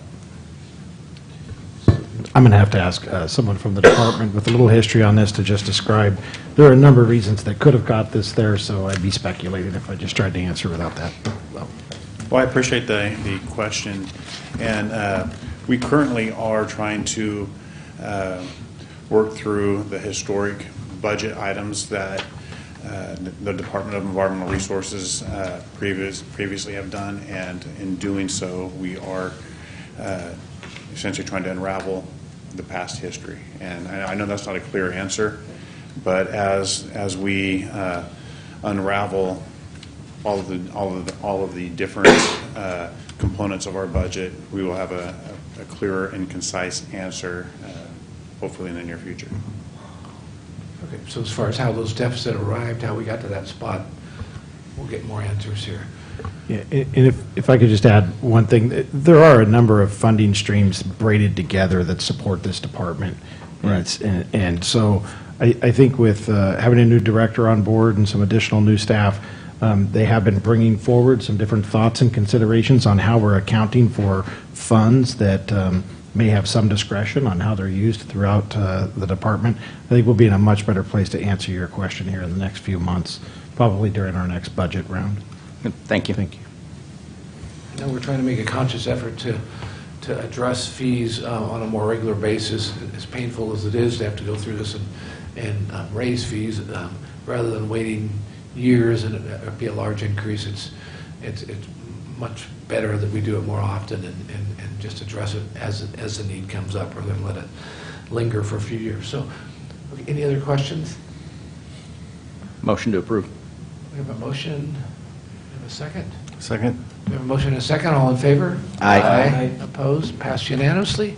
Very good. Thank you guys very much. Thank you, everyone. Okay, we will move on to item 7.5, public hearing to introduce and waive the first reading of an ordinance to amend existing fees for the Department of Public Works. Mr. Lehman and Frederick. Good morning, guys. Morning. How are you? Fabulous. How about yourself? Good, good. Thank you. Very good. Dave Lehman, Stanislaus County Public Works Director, brought Deputy Director Frederick Clark, who runs shop, roads, and development services, in case there are any questions. We're considering holding a public hearing for an ordinance to amend existing fees for public works. And this year, we're asking for a inflationary only adjustment, and that's all fees across the board, except for like truck permits. Those are mandated at $15 per the state. And we know our existing fees are not covering rising costs.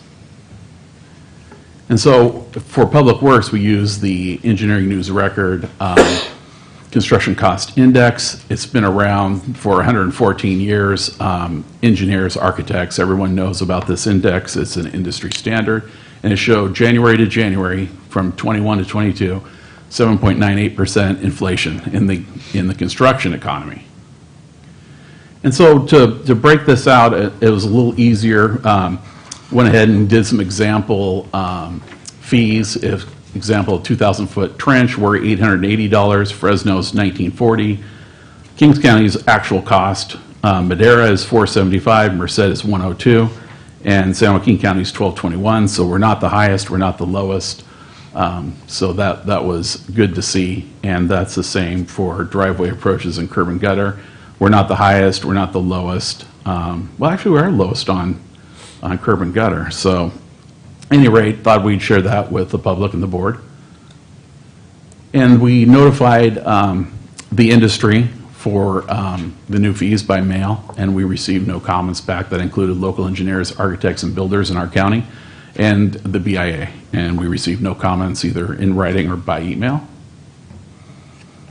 And so one of the things that we're doing right now, we know roads is subsidizing the encroachment permit shop. We're just not quite sure how much, and so we've hired capital accounting partners to do a comprehensive fee update, and we anticipate public review of the new fee study in fall of '22. And the recommendation is conduct a public hearing to introduce and waive the first reading of an ordinance to amend existing fees for the Department of Public Works. Just want to let you know that planning was kind enough to share their template, so you see the same one. Angela shared hers with me, so we're the copier, not her, for the record. Okay. All Questions? right, very good. Any questions for Dave or Frederick? Okay, none. Okay, very good. We'll open the public hearing. Any questions from the public? Seeing none, we'll close the public hearing, bring it back to the board for any further comments, questions, or a motion. Motion to approve. Second. A motion and a second. All in favor? Aye. Aye. Opposed? Passed unanimously. Thank you guys very much. Thank you. Thank you. Okay, we will move on now to item 7.6. Public hearing, introduce and waive the first reading of an ordinance to establish new fees and amend existing fees for the agricultural commissioner, Kamal. Good morning, how are you? Good morning, Chair Withrow. All right. Well, good morning, board members, CEO Hayes, County Council Bose. I'm Kamal Bagri, Agriculture Commissioner, Sealer of Weights and Measures, and with me today is Assistant Ag Commissioner Dan Bernachek. We are here this morning in front of you to bring some proposals for changing the weighted labor rate for the department, and also establish a new fees for hemp-related services.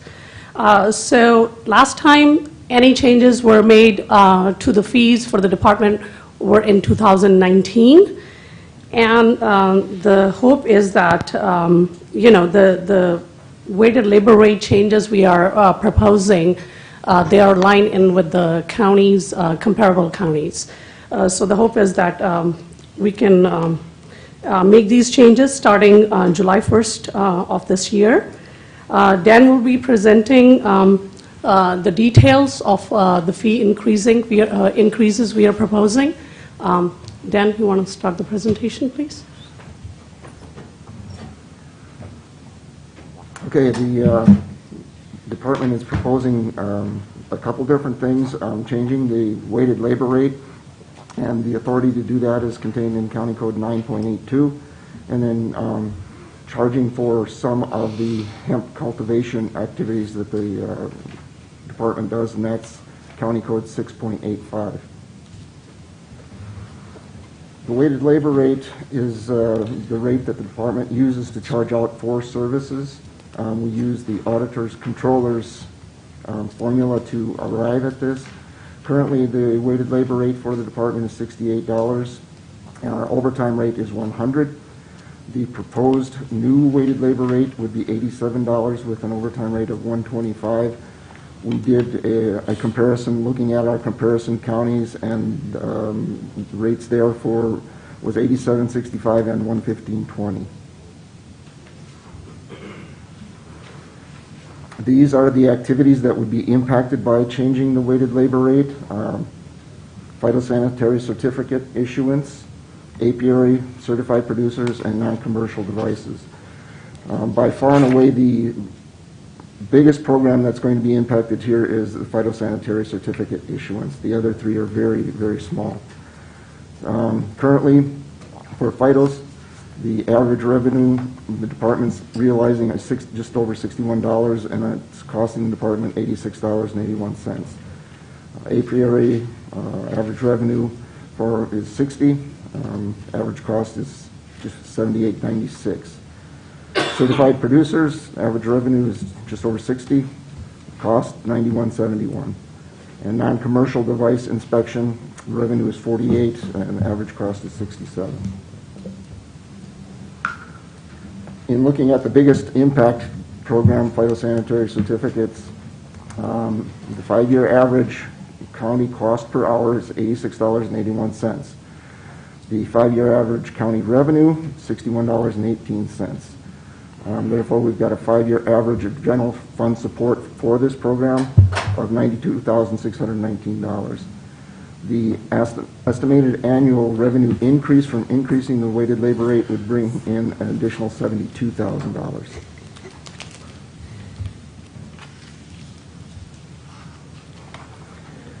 The addition of industrial hemp fees, the Agricultural Commissioner is tasked with the enforcement of laws and regulations pertaining to hemp cultivation.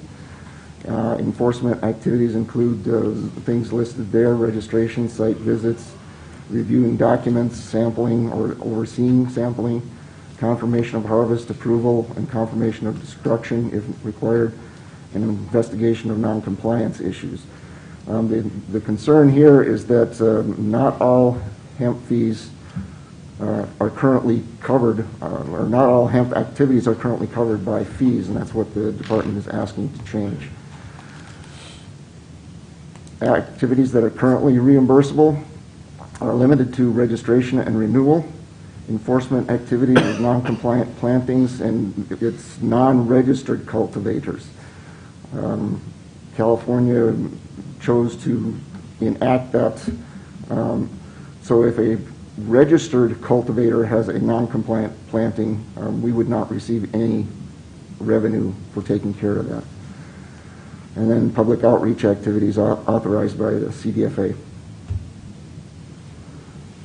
So the hemp fee proposal would just be the actual cost using the weighted labor rate and charging out the hours that it takes to do whatever task we're asked to take care of. And like I said earlier, relatively minimal. We're anticipating about $1,639 in additional revenue due to this.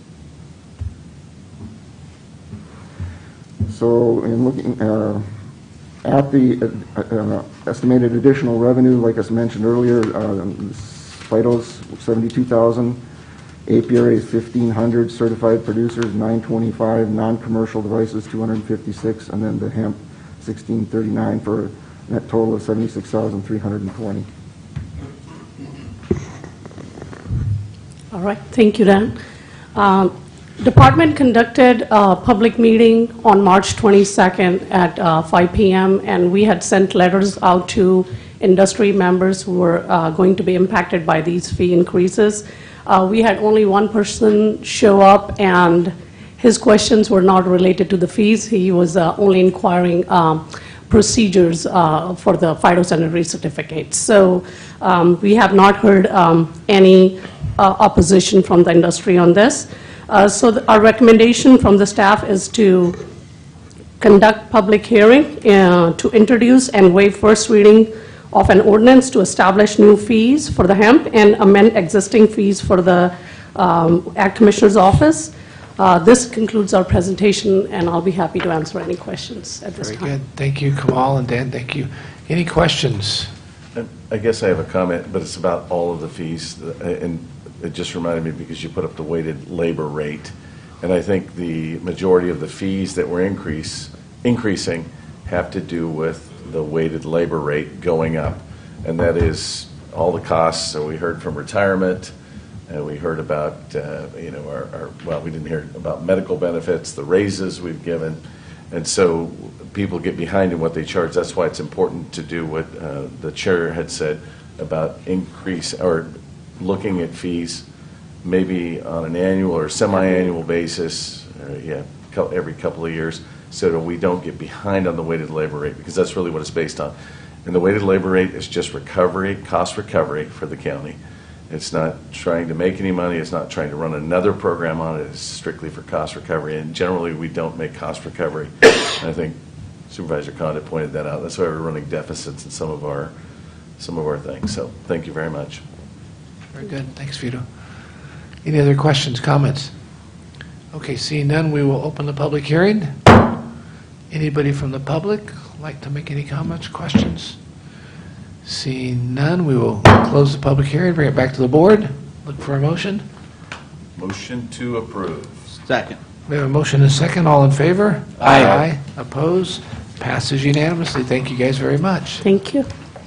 Okay, next up, public hearing to introduce and waive the first reading of an ordinance to amend existing fees for planning services, planning and community development. Angela and Sam. Good morning. Good morning, guys. How are you? Good. Good morning, Chair Withrow, members of the board, Mr. Hayes, Mr. Bose. I'm Angela Freitas, the county's planning director. With me this morning is Sam Groves, our deputy director of finance and operations, and we actually have the next two items. So also joining us is Denny Ferreira, our chief building official.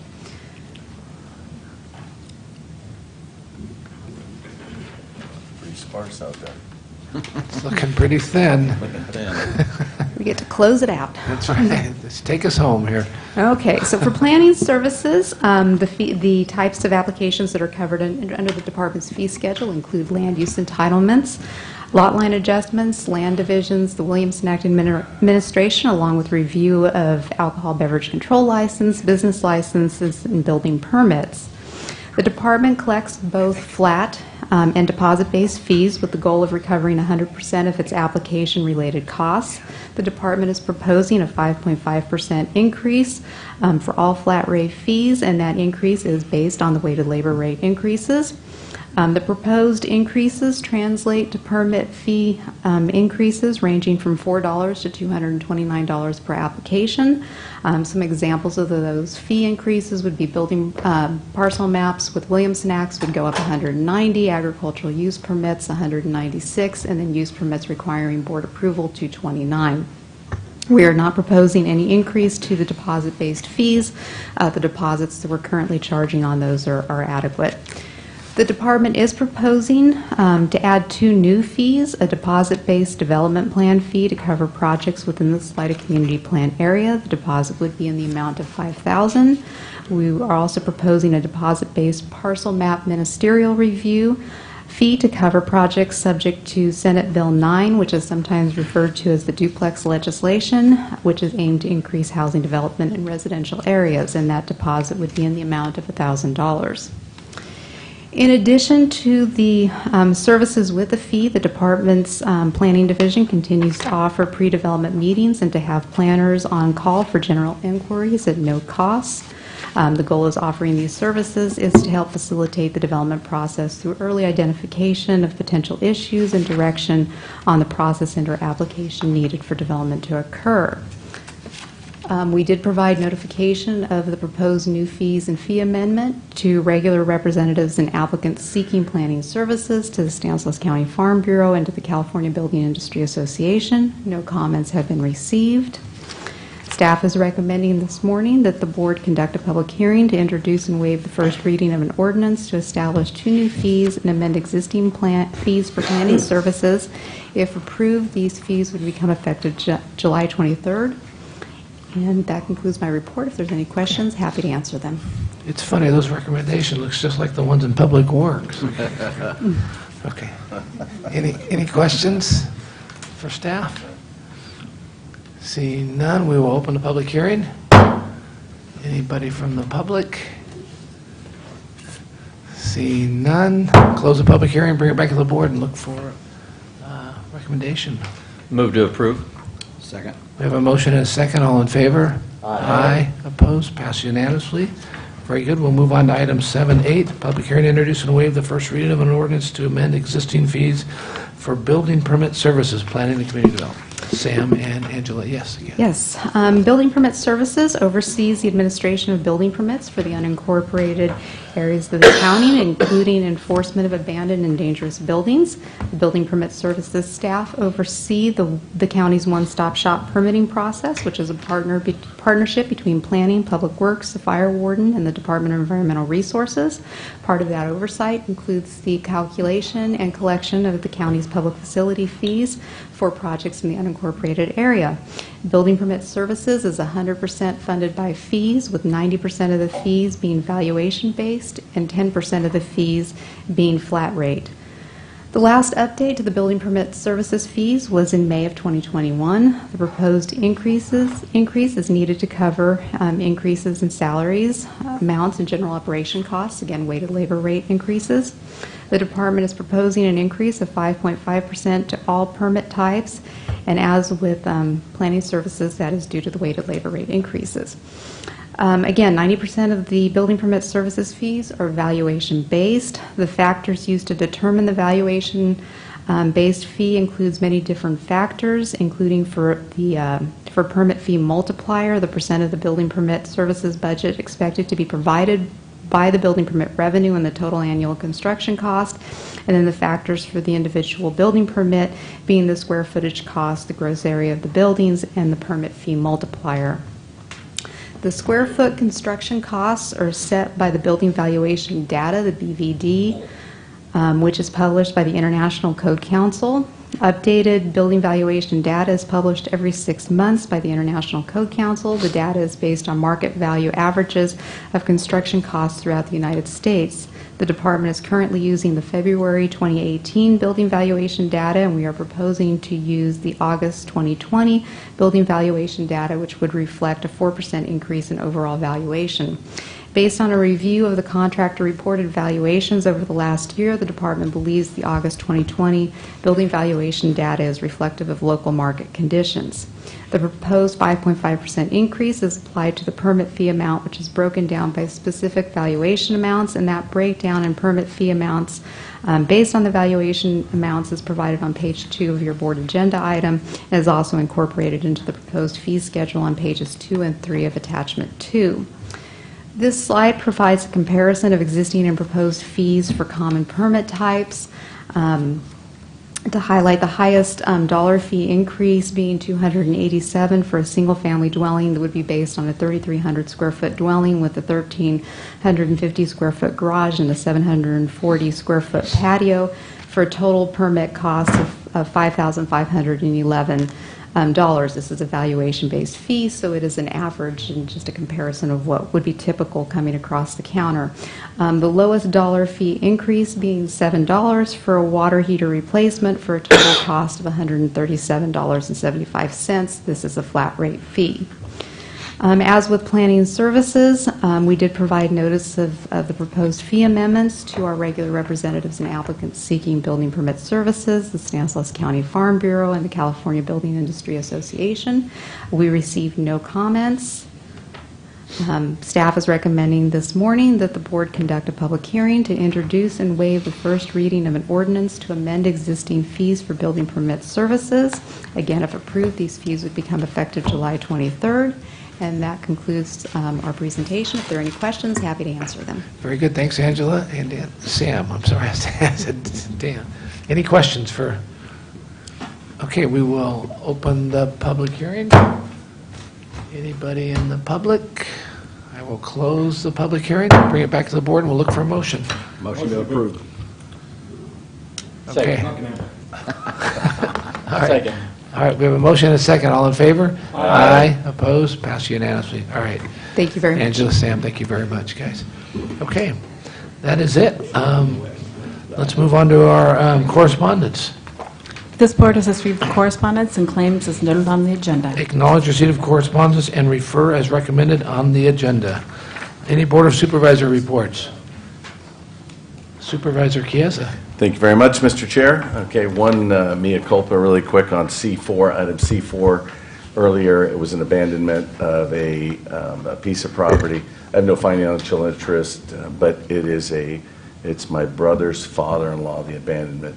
And there was no conflict. I didn't want you to think that, but I was going to say that before the item of C4, and so now I'm saying it at the wrong time. That's a mea culpa. What's the actual definition of mea culpa? Yeah, what's the interpretation? It's just a word that I hear once in a while. I do too, but I just want to, it must be Italian. It must be like my fault. Mea culpa is like my fault, maybe? Is that what it is?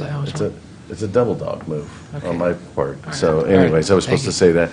Number one, when we abandon road, it's good for the county too, because there's only one landowner on this property beyond the Modesto Irrigation District main, so we don't have to maintain it anymore. So it's just the opposite. It's a good thing for us.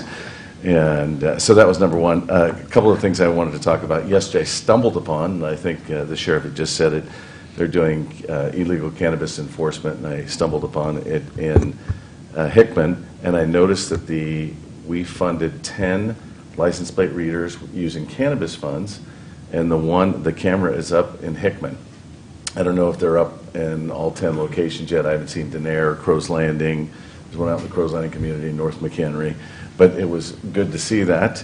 And while I was diverted around the cannabis bust that was going on, had to go on the canal bank, and then I was going down, or I was headed towards Turlock Lake on Lake Road, and going to one of our farms, and Public Works was out there fixing the hole where I lost my rim.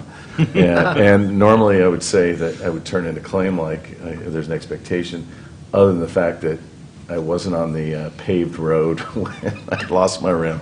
So I fully admit to that, but it was fantastic, and they cleared it out on the Stand Connect application.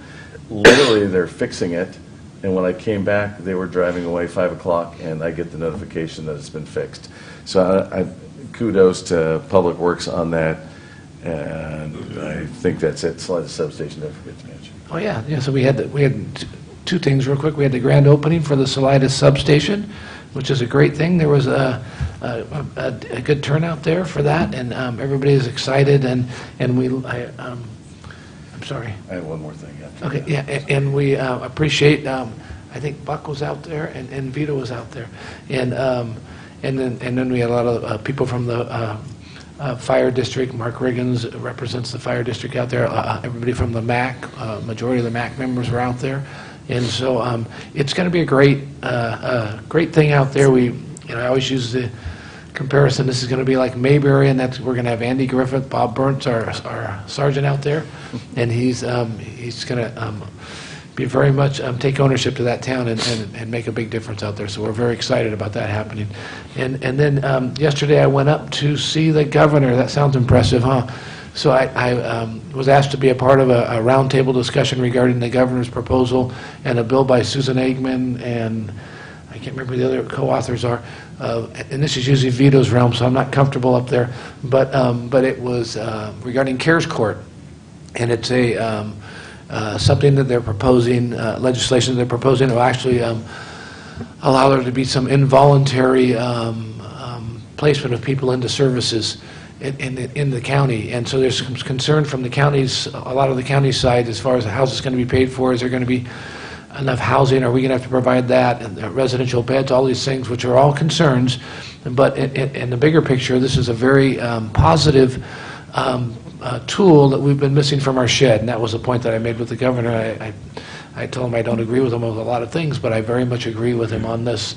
And once we get this, we think this will be a good start to help us complete all the work that we're doing with regard to homelessness. We've done so much, but we've always been kind of missing this ability to enforce and to force people that are in serious need with mental health issues to get them into services. And so, we've had Laura's Law in the past, which really doesn't have really any teeth to it. It's just to get somebody before a judge, but nobody has to really abide by the judge's decision. But in this case, we're hoping if this legislation passes that it'll change that and allow us really to make some headway. Again, there's concerns, and we're going to have to make adjustments and maybe reprioritize some funds if we have to, but we think good things are going to come from this, we hope anyway, and if not, we'll make adjustments as we have to, as the state will have to. So that's what I did yesterday afternoon. Any other? Okay, one more thing, Vito. Yeah, thank you for doing that. Okay, San Joaquin Valley Air Pollution Control, they're having an event this weekend at John Thurman Field, which is 601 Nice Drive in Modesto. It's from 8 a.m. to 12 p.m. So it's a smog repair event. If you're having trouble registering your car because you can't get smogged, if you show up and your car fails, they'll give you a $500 voucher to try and get your car into compliance. And it's free. It's a free event. And so I'll send out these mailers. Maybe we can get it up on the county's website. But very important, again, we're trying to clean up the air in the valley, but you can get a $500 voucher if you can't pass, if your car can't pass smog. And it's this Saturday, John Thurman Field, 8 till 12. Very good, thank you. Anything else? Yeah, after the Salida substation opening, I got to go out to Valley Home where we had a spring cleanup day, community cleanup. We had 2 dumpsters out there that were provided by the county, and we filled both of them up. It was a good day. Very good. Still not walking right. That's good, very good. Manny? Well, we had an exciting Saturday evening. We got to host the Grigori Prom at our property, which was very nostalgic, seeing 500 teenagers celebrating their prom because they were concerned that it would get canceled like it has the past 2 years. So they had reached out to my wife and I earlier in the year, and we were able to accommodate. And it was like Footloose because we watched from afar, a lot of the parents and us. And it was a great evening, so we're glad that we could accommodate those teenagers getting to enjoy their prom, their senior year. That's very good. That sounds fun. Okay. Very good. All right. We will look for our legislative, fiscal, and management report. Chief Executive Officer Jody Hayes. Thank you very much. I don't have anything nearly as exciting as some of those updates there.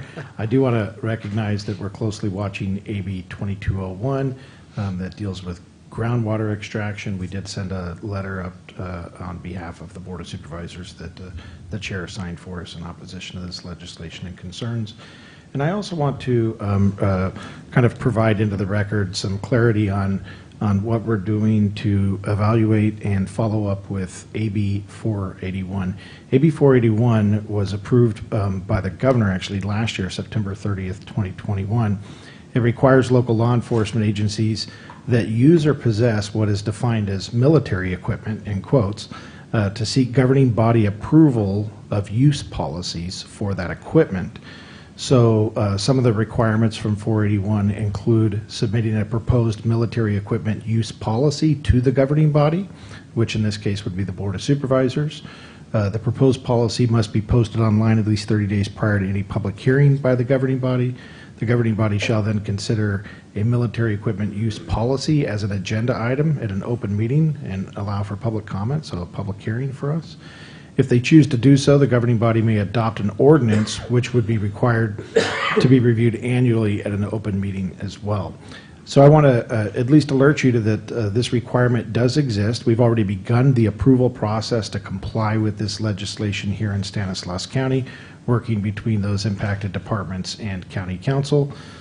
Just for clarification, some of those items that are considered to be military equipment, in quotes, within the meaning of this new legislation include things like unmanned remote piloted aerial vehicles.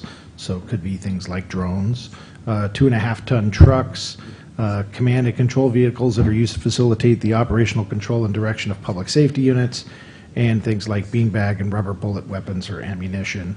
So this is just to alert you that we have started working on this. It'll come to the board later this year for consideration, and we'll do all the appropriate postings and invite the public's participation. We have already started taking an inventory of any of these qualifying items of military equipment, and we'll proceed accordingly. That completes my report. Very good. Thanks, Jody. Okay, we're going to go to closed session, but before we do, Tom? Yes.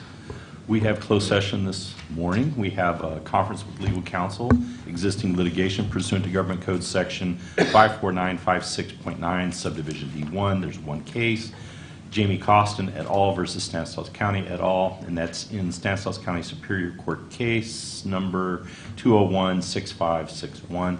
Second item is a conference with legal counsel, significant exposure to litigation, pursuant to Government Code Section 54956.9, and that's Subdivision D2 or 3. There's one matter. It relates to the Mountain Valley EMS Joint Powers Agency. The county has received a letter from Derek P. Cole demanding the county pay for specified costs related to the county's withdrawal from the Mountain Valley EMS Joint Powers Agency. And with that, appropriate for public comment. Very good. Any public comment with regard to our closed session items? Seeing none. Stephen, thank you for hanging out this long. Deputy Castillo, thank you for being here today. Oh, sure. I'm sorry. We do have one comment with regard to closed session.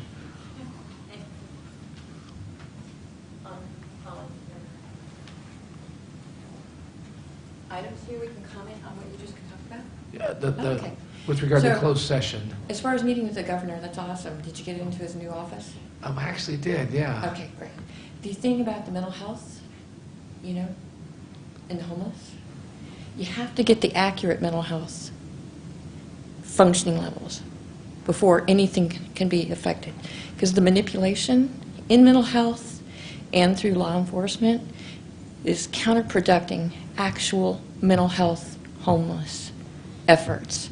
And I pray that we can all get that, you know, 2022 standard up to where people can function in mental health. Because if people are calling me mentally ill everywhere on the planet, I'm on Social Security for something I don't have. But prayerfully and respectfully, I applied for physical disability. I was trapped into the path that I'm in, and I'm still trapped, going through all the drama everywhere, and everybody wants to call me mental. Well, if I was actually mentally ill, they couldn't call me anything at all, because there are laws to protect mentally ill people. It's just the slang language, the slang efforts to tear down the community, and that's most of your homeless people, because nobody is accurate with anything. They're treated like they're... I dropped off some canned food to a camp on the fence one night. Somebody asked me if I was a tent person, and I'm like, no, but I dropped off some food. The point being, they're acted like treated like parasites, but we have to get the factual, actual functioning level stabilized in the state of California. And I thank the governor and your efforts for all that information, and everyone else's. Thank you. Thank you, Deborah, and thank you for staying for the whole meeting also. All right, thank you very much. All right, this meeting is adjourned. Thank you.